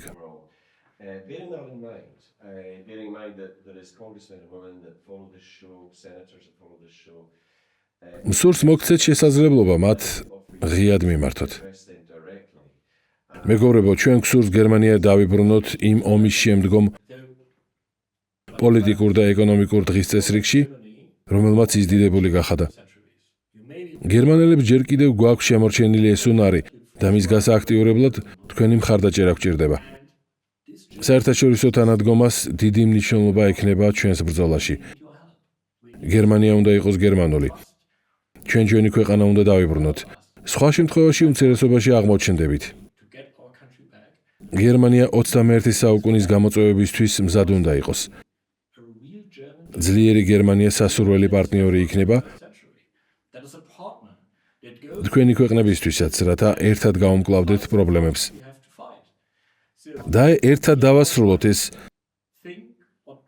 მემარცხენე პოლიტიკური ელიტა, რომელიც ჩვენ დღეს გვმართავს. წუხილი პოლიტიკურ ზემოქმედებაზე, სიტყვისა და გამოხატვის თავისუფლებაზე და დემოკრატიული ლეგიტიმაციის ნაკლებობაზე სულ უფრო მეტად ვრცელდება გერმანიის მთელ ტერიტორიაზე. კრიტიკოსები იმასაც ამტკიცებენ, რომ სახელმწიფო ინსტიტუტებში ოპოზიციური ხმების მუდმივი იზოლაცია ხდება. დუსელდორფში ყოფნისას ასევე გავესაუბრე პროფესორ მარტინ ვინსენტს, რომელიც AFD-ის რეგიონული ჯგუფის ხელმძღვანელია. მე ახლა დუსელდორფში რეგიონულ პარლამენტში ვიმყოფები და მოხარული ვარ პროფესორ მარტინ ვინსენტთან შეხვედრით. ეს ჩემთვის პატივია, სერ. დიდი მადლობა. ჩვენი მაყურებლისთვის თავდაპირველად სასურველია ისაუბროთ არსებულ სიტუაციაზე და იმაზე, თუ რა საქმიანობთ ძირითადად, რადგან თქვენ აქ რეგიონულ დონეზე AFD-ის ჯგუფის ლიდერი ხართ. ჩვენ პარლამენტის წევრები ვართ 2017 წლიდან. ეს პირველი წელი იყო, როდესაც ჩვენი პარტიის წევრები აქ რეგიონულ დონეზე საკანონმდებლო ორგანოში მოხვდნენ. პირველივე დღიდან დღემდე არც ერთ სხვა პოლიტიკურ პარტიას ჩვენთან დისკუსია არ გაუმართავს. ისინი ამ მიდგომას firewalls უწოდებენ და ისე გვექცევიან, თითქოს არც ვარსებობთ. დუსელდორფში ასობით 1000 გერმანიის მოქალაქეს სურს მათი ინტერესები დავიცვათ და წინ წავიწიოთ. თუმცა დანარჩენი პარტიები სრულ იზოლაციაში გვამყოფებენ და შესაბამისად ჩვენი მოქალაქეებისთვის საკმარისს ვერ ვაკეთებთ. არ გვთავენ ღრმა პოლიტიკურ დისკუსიებში, არ გვაძლევენ საშუალებას მონაწილეობა მივიღოთ კონკრეტული პოლიტიკის შემუშავების პროცესში. მიუხედავად იმისა, რომ ჩვენც ისეთივე პარლამენტარები ვართ, როგორც ისინი. ეს საკმაოდ უცნაური პოლიტიკური მოვლენაა. მწვანეები არც ერიდებიან იმის თქმას, რომ სურთ AFD საერთოდ არ არსებობდეს. მემარცხენეები ყველაფერს აკეთებენ თქვენს გასაჩუმებლად და ამის ნათელი დასტური იყო თქვენი და თქვენი თანაპარტიელების ანგარიშების დაბლოკვა Twitter-ზე, სანამ ამ სოციალურ ქსელს ილონ მასკი იყიდდა. პარლამენტში წესითა და რიგით ყველა წარმომადგენლის ხმა თანაბრად უნდა გაჟღერდეს. თუმცა თქვენ შემთხვევაში ასე არ ხდება, არა? იცით, მათთვის ფუნდამენტური განსხვავებაა ზოგადად დემოკრატიის ცნებასა და მათ დემოკრატიას შორის. ასე მოიხსენიებენ ისინი დემოკრატიას, ჩვენი დემოკრატია. რასაკვირველია, ეს ტერმინი თავიდანვე გამორიცხავს ყოველგვარ დემოკრატიულობას. რა თქმა უნდა, იცით, გუშინ ბრიუსელში ვიმყოფებოდი და წავაწყდი ლოზუნგს დემოკრატია მოქმედებაში. ეს სასაცილოა, რადგან რეალურად სულ სხვაგვარად მოქმედებენ. ევროპარლამენტზე კიდევ შეიძლება იმის თქმა, რომ ეს ორგანო დემოკრატიულია, თუმცა ევროკომისიაზე იმავეს ნამდვილად ვერ ვიტყვით. ამას ადასტურებს ამერიკის იურიდიული კომიტეტის მიერ გამოქვეყნებული ანგარიშიც, რომელმაც გამოქვეყნებისთანავე შოკური ტალღა გამოიწვია ევროკავშირის მასშტაბით. ანგარიში ღრმა შეშფოთება იქნა გამოთქმული იმის თაობაზე, რომ სლოვაკეთში, ნიდერლანდებში, საფრანგეთში, გერმანიაში, რუმინეთში და კიდევ რამდენიმე ქვეყანაში ევროკავშირი არჩევნებში ერეოდა და შედეგებზე ზეგავლენის მოხდენას ცდილობდა. თავად თქვენზე და თქვენს პარტიაზე მოქმედებს ეს პოლიტიკური წნეხი ბრიუსელიდან და რამდენად მნიშვნელოვანია ამერიკელი მეგობრების მხრიდან მათი გამოაშკარავება. ჩემთვის უაღრესად მნიშვნელოვანი იყო იმ ფაქტის საერთაშორისო აღიარება, რომ ევროკავშირი ადგილობრივ არჩევნებში ერევა. ერთ-ერთი შემთხვევის დროს ანგელა მერკელმა ჯერ კიდევ მისი კანცლერობის პერიოდში ჩვენს რეგიონში პარლამენტის კომიტეტის თავმჯდომარედ AFD-ის წევრის არჩევა დაბლოკა ყოველგვარი ახსნა განმარტების გარეშე. მისი აზრით, კენჭისყრა ხელახლა უნდა ჩატარებულიყო, ეს კი დემოკრატიის პრინციპს პირდაპირ ეწინააღმდეგებოდა. მერკელს მიაჩნდა, რომ კენჭისყრა იმდენჯერ უნდა ჩატარებულიყო, სანამ მისთვის სასურველი კანდიდატი არ გაიმარჯვებდა. ჩვენთვის ძალზედ სასიამოვნო იყო ის, რომ საერთაშორისო საზოგადოებამ ჩარევის ფაქტები დაინახა და ისაუბრა. ჩვენ დასავლეთ ევროპის პატრიოტები სწორედ ამისთვის ვიბრძვით, რომ დავიცვათ ჩვენი მოქალაქეების ინტერესები და მათი წარმომადგენლები ვიყოთ. ასე რომ იმის გააზრება, რომ ჩვენ საზღვარგარეთაც გვყავს მეგობრები, ნამდვილად სასიამოვნო იყო. ეს მართლაც ძალიან მნიშვნელოვანია. სანამ ჩაწერას დავიწყებდით, გიყვებოდით, რომ ცოტა ხნის წინ ბულგარეთში ვიმყოფებოდი, სადაც აღორძინების პარტიის ლიდერს შევხვდი და მათაც იგივე მესიჯი ჰქონდათ, რაც თქვენ, რომ ძალა ერთობაშია. მე ამას ყოველთვის ვამბობდი, საჭიროა, რომ მეგობრები ერთმანეთს ვეხმარებოდეთ. გულისხმობ პატრიოტებს მთელი ევროპისა და ამერიკის მასშტაბით. ეს საჭიროა, რადგან მემარცხენეებს დიდი დაფინანსება აქვთ და ისინი სამართლიანად არ თამაშობენ. როდესაც საქმე კონკრეტული პოლიტიკის მიღებას ან უბრალოდ დისკუსიას ეხება. ამერიკის იურიდიული კომიტეტის ანგარიში ასევე მეტყველებს ევროკომისიის კრახზეც. რომ დავფიქრდეთ, ეს ხალხის მიერ არჩეული ორგანო არ არის. ის მოქალაქეებს არ დაუკომპლექტებიათ.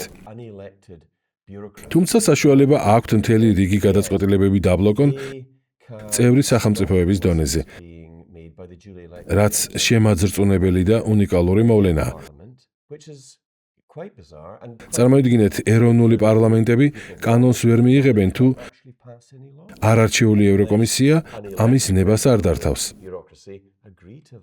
ამასთანავე, თუ ხალხი გაიაზრებს, რომ ადგილობრივ არჩევნებში ევროკომისია ერევა და რომ ხალხის ხმა უგულებელყოფილია, ეს ძალიან საშიშ პრეცედენტამდე მიგვიყვანს.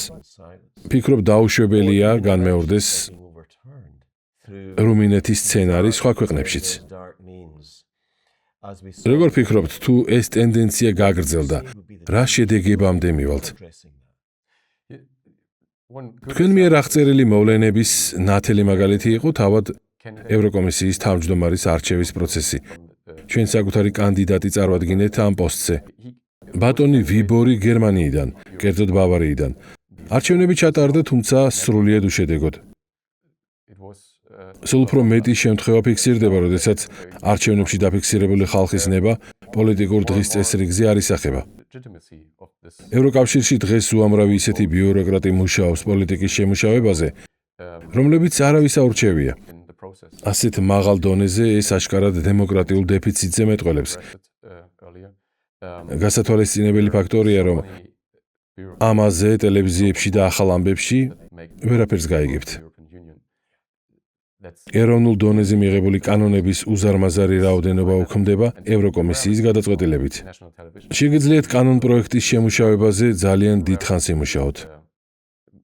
დისკუსიები გამართოთ სხვადასხვა პოლიტიკოსებთან და ჩართულ მხარეებთან.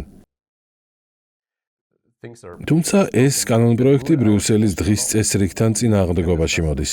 მაშინ ამ კანონპროექტის მიღებას აზრი არ ექნება. დემოკრატიის დეფიციტთან ერთად საზოგადოებაში ინფორმირებულობის ნაკლებობაც არსებობს ამ საკითხებთან დაკავშირებით. არსებობენ საერთაშორისო ორგანიზაციები, რომელთაც უდიდესი გავლენა აქვთ პოლიტიკაზე. ასე რომ ისინი არავის აურჩევიათ. მაგალითად, მსოფლიო ჯანდაცვის ორგანიზაცია. იცით, ჩვენს პარტიას აბრალებენ, რომ ევროპის მიმართ მტრულად ვართ განწყობილები. თუმცა ეს ასე არ არის. ჩვენ ყველა ევროპელის მეგობრები ვართ, უბრალოდ მიგვაჩნია, რომ ევროკავშირში უამრავი პრობლემა არსებობს და ისინი უნდა გადაიჭრას. თუ თქვენ ჭეშმარიტად გიყვართ თქვენი ქვეყანა, ევროპა და დემოკრატია, აუცილებლად დაინახავთ ამ პრობლემებს და შეეცდებით მათ მოგვარებას. სრულიად გეთანხმებით, უმნიშვნელოვანესია ამ პრობლემების გადაჭრა. მე ევროპელი პატრიოტების მრავალ ღონისძიებას ვესწრები, სადაც სხვადასხვა ქვეყნის წარმომადგენლები იკრიბებიან და ყველა ერთად ადასტურებს, რომ სურთ ევროპა კვლავ დიდებული გახდეს. ვიცე-პრეზიდენტმა JD Vance-მა და თავად ტრამპმაც არაერთხელ აღნიშნეს, რომ ევროპა ეგზისტენციალური კრიზისის წინაშე დგას. რასაკვირველია, ისინი პირველ რიგში გულისხმობენ დემოკრატიულ დეფიციტს. თუმცა ყურადღებას ამახვილებენ ამ უცნაურ მოვლენაზე, რომელსაც მასობრივი არალეგალური იმიგრაცია ჰქვია. ის არა მხოლოდ გერმანიას, არამედ საფრანგეთს, ნიდერლანდებს, დიდ ბრიტანეთს, ირლანდიასა და პრინციპში მთელ ევროპის კონტინენტს აზარალებს. ანგელა მერკელმა ცოტა ხნის წინ ისაუბრა უსაბუთო არალეგალი იმიგრანტებისთვის ღია კარის პოლიტიკაზე და მის შედეგებზე. რასაკვირველია, მერკელს არჩევნებში მათი ხმების მიღება სურდა და ასე იმიტომ იქცეოდა. თუმცა თქვენ როგორი რეაქცია გქონდათ, როდესაც მერკელი ამაზე საუბრობდა? ამ მართლაც საზოგადოების გამყოფ პოლიტიკაზე. ევროპელ და გერმანელ მოქალაქეთა უმრავლესობა ეწინააღმდეგება ამ პოლიტიკას. მაგრამ პრაქტიკაში ევროკავშირი არაფერს აკეთებს მის აღსაკვეთად.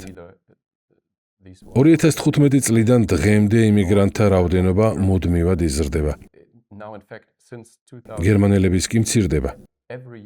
ეს უამრავ პრობლემას ქმნის სოციალური პოლიტიკის კუთხითაც, განსაკუთრებით საბინაო პოლიტიკისა და ჯანდაცვის მიმართულებით.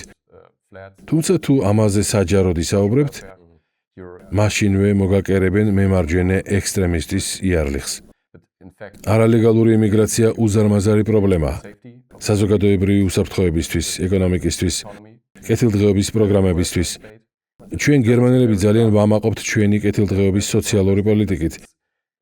თუმცა მასობრივი იმიგრაციის შედეგად ის უდიდეს წნეხს განიცდის. ჩვენ სრულიად დაკარგული გვაქვს ჩვენი ქვეყნის საზღვრების კონტროლი. ასე კი კეთილდღეობის პროგრამები ვერ შენარჩუნდება. ამის დადასტურება მარტივი მათემატიკური ოპერაციებითაა შესაძლებელი. დიახ, მართალი ხართ. გერმანია დიდებული ქვეყანაა მისი ისტორიითა და მისი კულტურით. მე თქვენი ისტორიის დიდი გულშემატკივარი ვარ. ერთ-ერთი საფრთხე, რომელიც მე მაშფოთებს თქვენს ქვეყანასთან დაკავშირებით, არალეგალური იმიგრაციის კონტექსტში ის არის, რომ ქვეყანას კვლავაც გერმანია ერქმევა. თუმცა შეიძლება გერმანული საერთოდ აღარ იყოს. თუ გერმანიაში შემოუშვებთ უამრავ ისეთ ადამიანს, რომელსაც საერთოდ არ აინტერესებს თქვენი ქვეყნის ისტორია და კულტურა, მაშინ გერმანია დაკარგავს მის იდენტობას. სწორედ ამიტომ მიმაჩნია თქვენი შენიშვნები მართებულად. ახლა უდიდესი ზემოქმედება საბინაო პოლიტიკაზე, განათლების უნივერსალურ მოდელზე, ჯანდაცვაზე და კანონის მორჩილებაზე. განა ყველა მთავრობის უპირველესი ამოცანა არ უნდა იყოს საკუთარი მოქალაქეების უსაფრთხოებაზე ზრუნვა. ამას არც გერმანიაში და არც დიდ ბრიტანეთში აღარ აკეთებენ. როგორ უნდა გადაიჭრას ეს პრობლემა? თქვენი პარტიის ლიდერმა ალის ვაიდელმა ამაზე საკმაოდ მკაცრად ისაუბრა და აღნიშნა, რომ ევროკომისია არაფერს აკეთებს მის აღმოსაფხრელად. როგორი იქნება თქვენი დამოკიდებულება მასობრივი არალეგალური იმიგრაციის მიმართ? როდესაც ხელისუფლებაში მოხვალთ და მჯერა რომ ეს მალე მოხდება, რადგან გამოკითხვებში დამაჯერებლად ლიდერობთ.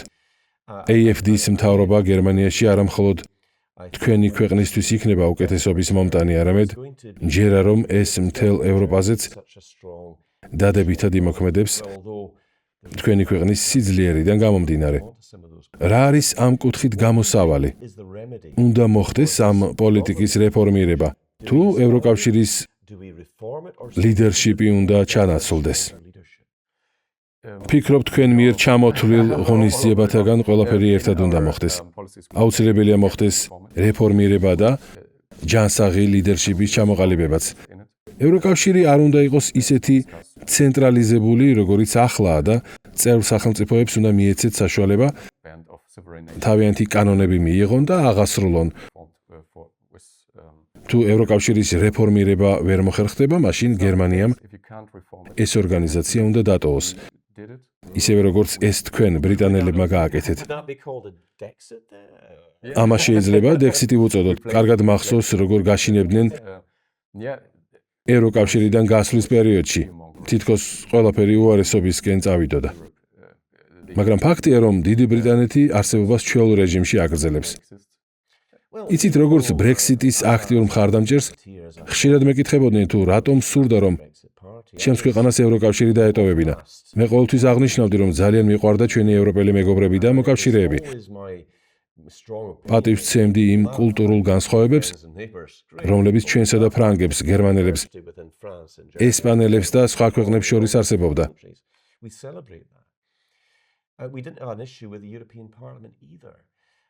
ჩვენ არც ევროპარლამენტთან გქონია კონფლიქტი.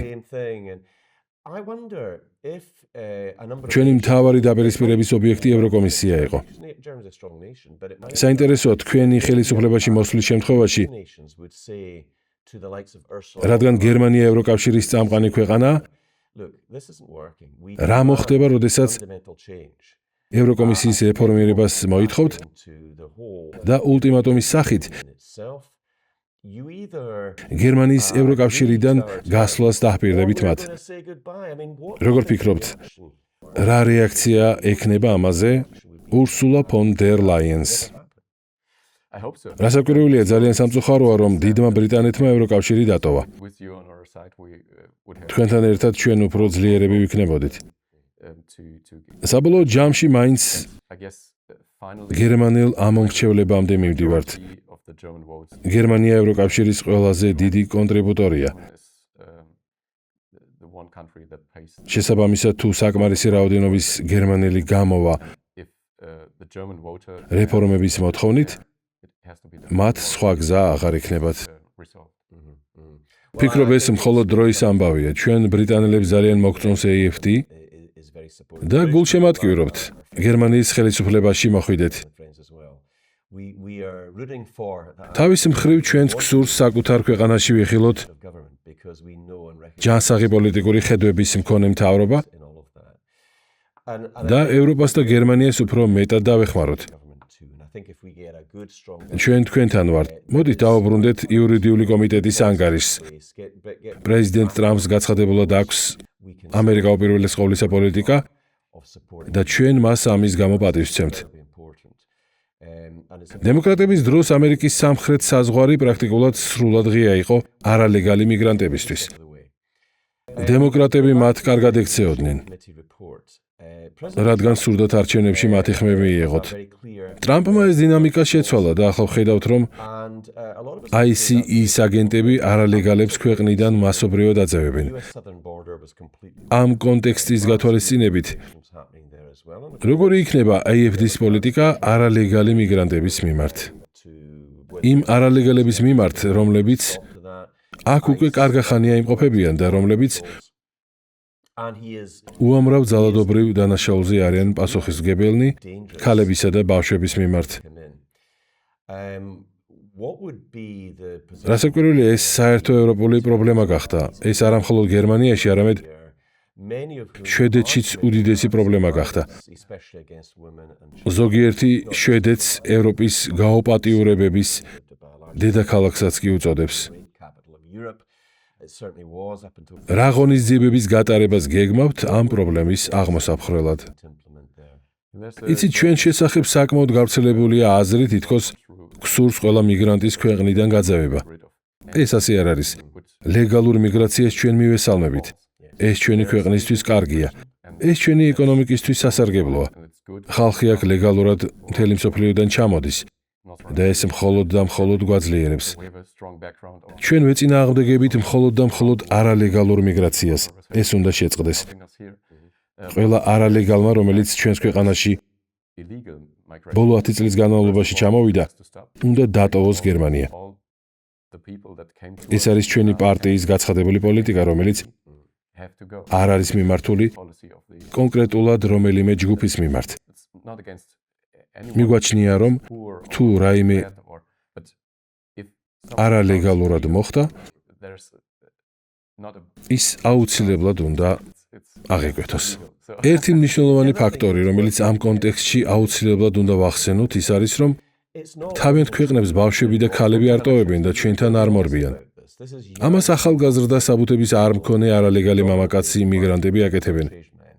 ეს კი ჩვენი საზოგადოებების დაყოფას იწვევს.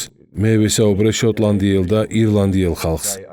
ჩვენს კელტ ძმებს ამასთან დაკავშირებით. ირლანდიაში ამაზე განსაკუთრებით წუხან. რადგან ეთნიკურად ირლანდიელთა მოსახლეობა სულ რაღაც 3 მილიონს შეადგენს. ბოლო წლებში მათი რაოდენობა კიდევ უფრო შემცირდა, ხოლო მიგრანტების რაოდენობა მიმატა. ამან შეიძლება ისეთ რეალობამდე მიგვიყვანოს, სადაც ირლანდიელები ირლანდიაში უმცირესობაში შეიძლება აღმოჩნდნენ. ფიქრობ, რომ აუცილებელია ხაზი გაუსვათ იმ ფაქტს, რომ ყველა სახის მიგრაცია ცუდი არ არის, რადგან მემარცხენეები მუდმივად იმეორებენ თითქოს ჩვენ ყველანაირი მიგრაციის წინააღმდეგნი ვიყოთ. რასაკვირველია, ჩვენ გვჭირდება ნიჭიერი, ცნობისმოყვარე ადამიანების მიღება, რომლებიც ეკონომიკას გააძლიერებენ და პატივს სცემენ ჩვენს კულტურას. თუმცა ყოვლად მიუღებელია, როდესაც არალეგალი მიგრანტები გერმანიის მოქალაქეებზე ძალადობენ. კრიმინალურ სტატისტიკას რომ ჩავხედოთ, აღმოვაჩენთ, რომ ძალადობრივი დანაშაულების უდიდესი წილი ერაყელ, სირიელ და ავღანელ არალეგალ მიგრანტებზე მოდის. ეს ცალსახა პრობლემაა. თუმცა ამაზე საჯაროდ ვერ ისაუბრებთ, რადგან წინააღმდეგ შემთხვევაში კვლავაც მემარჯვენე ექსტრემისტის იარლიხს მოგაკერებენ. დიახ, ეს ჩვენ არაერთხელ გვაქვს საკუთარ თავზე გამოცდილი. თუმცა მიმაჩნია, რომ ამაზე მაღლა უნდა დავდგეთ. როდესაც გერმანელი ხალხი დაინახავს, რომ AFD-ის პოლიტიკა ლოგიკურია და ეროვნულ ინტერესებს ემსახურება, ისინი თქვენ მხარს დაგიჭერენ. მოდით კვლავ დაუბრუნდეთ ამერიკის იურიდიული კომიტეტის ანგარიშს და ეროვნულ არჩევნებში ჩარევის საკითხს. რადგან ჩვენ ამ თემაზე აქტიურ საგამოძიებო პროცესს ვახორციელებთ და მეტწილად თქვენთან ახლა სწორედ ამიტომ ვარ. ცოტა ხნის წინ ვესაუბრე თქვენს კოლეგებს ბრიუსელში. შემდეგ გავემგზავრე რუმინეთში. ახლა თქვენთან ვიმყოფები და მალე საფრანგეთში ვაპირებ წასვლას. გსურს არამხოლოდ ეჭვები, არამედ ნამდვილი მტკიცებულებები წარუდგინოთ ხალხს ევროკავშირის მიერ არჩევნებში ჩარევის პრეცედენტებზე. თავად თქვენ როგორ გსურთ, რომ მოვლენები განვითარდეს და როგორ უნდა დასრულდეს არჩევნებში ჩარევის ეს მანკიერი პრაქტიკა?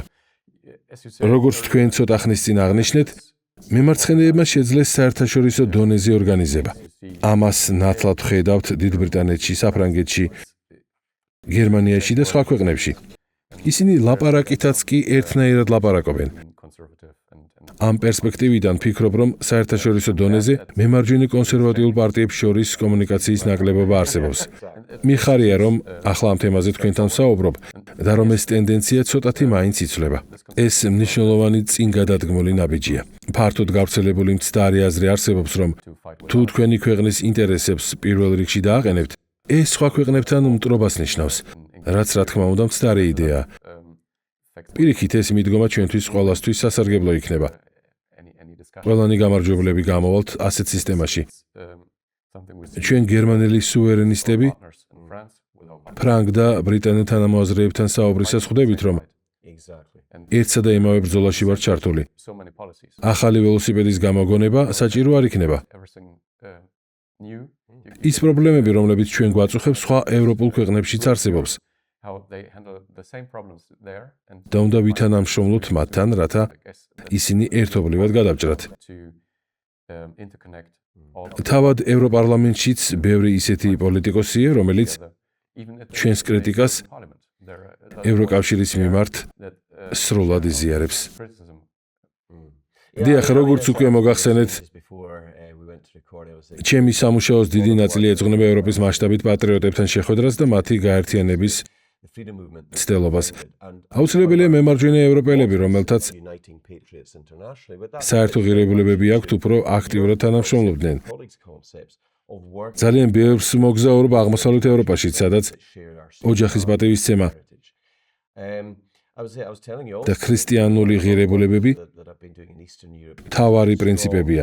ეს პრინციპები გერმანელებისთვისაც არანაკლებ მნიშვნელოვანია. ასე არ არის? დიახ, რა თქმა უნდა, ეს ასეა. იცით, ერთ-ერთი კონცეფცია, რომელიც მემარცხენეებმა ევროკავშირში წინ წამოსწიეს, იყო მულტიკულტურალიზმი, რომ თითქოს ჩვენ გვჭირდება უფრო მეტად ფერადი და მრავალფეროვანი ვიყოთ. თუმცა ეს ევროკავშირს არც არასდროს აკლდა. ევროპული ქვეყნები მათი საერთო მეტაღირებულებების პარალელურად კულტურულად საკმაოდ განსხვავებულები არიან. სწორედ ამაზე მქონდა საუბარი გუშინ ჩემს მეგობრებთან. გულისხმობ მრავალფეროვნებას. მე მიყვარს გერმანია, ფიქრობ, რომ გერმანული ლუდი საუკეთესოა, ისევე როგორც ფრანგული ღვინო.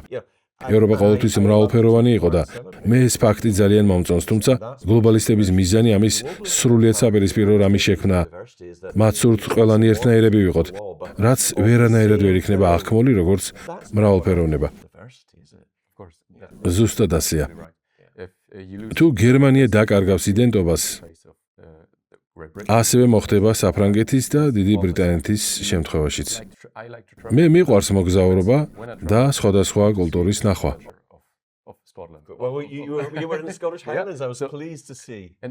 ახლა კი ძალიან გულდასაწყვეტია იმის ხილვა, თუ როგორ ემსგავსება ყველა ევროპული ქვეყანა ერთმანეთს.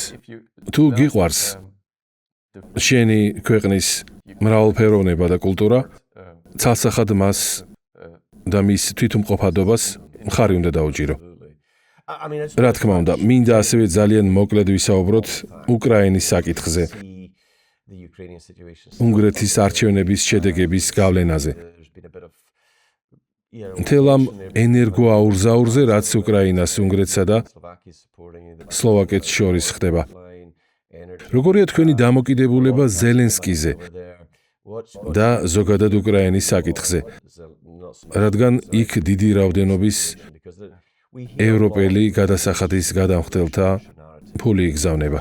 ეს საკმაოდ კომპლექსური ომია, რომლის ფესვებით შეიძლება 100 წლის წინ განვითარებულ მოვლენებშიც კი მოვძებნოთ. უკრაინასა და რუსეთს შორის დაძაბულობა არსებობდა, თუმცა ამავდროულად ეს ხალხი ერთმანეთთან უაღრესად დაახლოებულნი არიან.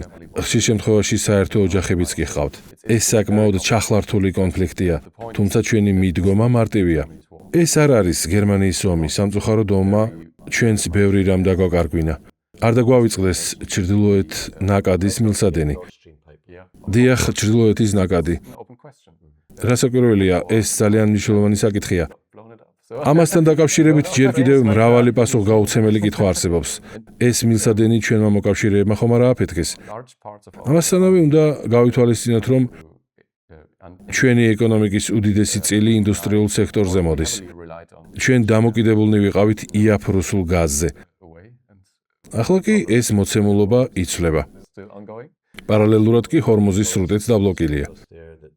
ამ ყველაფრის გათვალისწინებით ევროკავშირის ზემოქმედება ნულოვანი ნახშირბადის პოლიტიკისა და მწვანე ენერგიაზე ტრანზიციის შესახებ სრული სიგიჟეა. ასე არ არის? პირდაპირ მიზეზ შედეგობრივი კავშირი არსებობს ენერგიის მაღალ ფასებსა და ეკონომიკურ კრიზისს შორის. თავდაპირველად ჩვენ თავადვე გავანადგურეთ საკუთარი ატომური ელექტროსადგურები. შემდეგ დავტბორეთ ქვანახშირის მაღაროები. ახლა კი აღარც იაფი გაზი და ნავთობი გვაქვს. ეს კატასტროფაა იმ ქვეყნისთვის, რომელსაც უდიდესი მანქანათმშენებლობის ინდუსტრია აქვს. ჩვენი ინტერვიუს დასასრულს უახლოვდებით და ტრადიციულად მსურს, როგორც ამას ყოველთვის ვაკეთებ, მოგცეთ საშუალება გააჟღეროთ თქვენი მთავარი სათქმელი ჩვენი ასობით ათასი მსმენელისთვის. ამერიკაში, ბრიტანეთში, საფრანგეთში და მთელ მსოფლიოში. გთხოვთ მიმართოთ მაყურებელს და ისაუბროთ ამერიკის კონგრესის იურიდიული კომიტეტის ანგარიშის კონტექსტში. ჩემთვის დიდი პატივია თქვენთან საუბრის საშუალება რომ მომეცა. დიდი პატივი იყო გამეზიარებინა გერმანული პერსპექტივა აქტუალურ პოლიტიკურ საკითხებზე. ძალიან მნიშვნელოვანია ჩვენ პატრიოტები საერთაშორისო დონეზეც ერთად დავდგეთ, რათა ის შესანიშნავი ადგილი, რომელსაც ჩვენ დასავლეთს ვუწოდებთ, გადავარჩინოთ. რასაკვირველია, მედგრად უნდა გავაგრძელოთ ბრძოლა ჩვენი ქვეყნების სუვერენულობის შესანარჩუნებლად. თუ ერთად ვიქნებით, აუცილებლად შევძლებთ უკეთესი მომავლის შექმნას. ბრძოლის გაგრძელება და ერთად დგომა, როგორც ამბობენ, ძალა ერთობაშია. სწორედ ეს არის მთავარი სათქმელი. ის, რაც თქვენ ამ საგამოძიებო რეპორტაჟში მოისმინეთ, არ არის ცალკეული შემთხვევები. ისინი მომდინარეობს ევროპარლამენტარებიდან, რეგიონული ლიდერებიდან, პოლიტიკური ფიგურებიდან და იმ ინდივიდებიდან, რომლებიც ევროკავშირის ინსტიტუტებში მუშაობენ. ამ ხდომილებებს ადგილი აქვთ ბელგიაში, გერმანიაში, რომინეთში და ბევრ სხვა ქვეყანაში. შეშფოთება პოლიტიკურ ზემოქმედებაზე, ცენზურაზე, დემოკრატიის დეფიციტზე და ძალაუფლების მქონე არარჩეულ ინსტიტუტებზე უკვე ყველგან ისმის. ევროკავშირის მხარდამჭერები მკაცრად უარყოფენ ამ პრობლემების არსებობას. სხვები კი ამტკიცებენ, რომ თავად ევროპული პროექტი სახიფათოდ შორდება მთავარ დემოკრატიულ პრინციპებს. იმ პრინციპებს, რომელთა დაცვაზეც ბრიუსელი მუდმივად აპელირებს.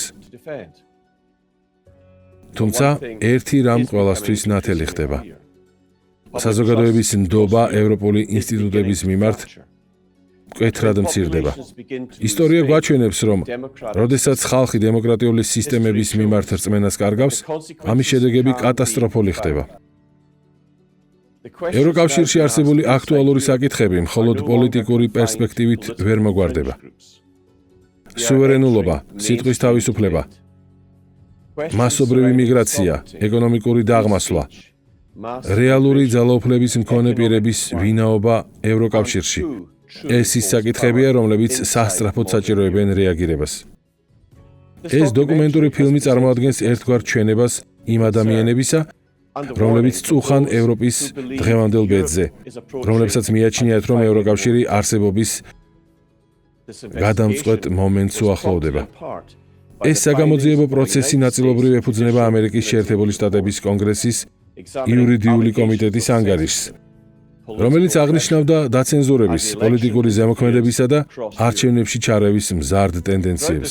ამ დოკუმენტური ფილმის ხილვა ნებისმიერ ადამიანს შეუძლია სრულიად უფასოდ. მთავარი კითხვა ახლა უკვე შემდეგში მდგომარეობს. საით წავა ევროპა ამ წერტილიდან? მე ჯიმ ფერგიუსონი ვარ. ღამე მშვიდობისა. ღმერთმა დალოცოს თითოეული თქვენგანი.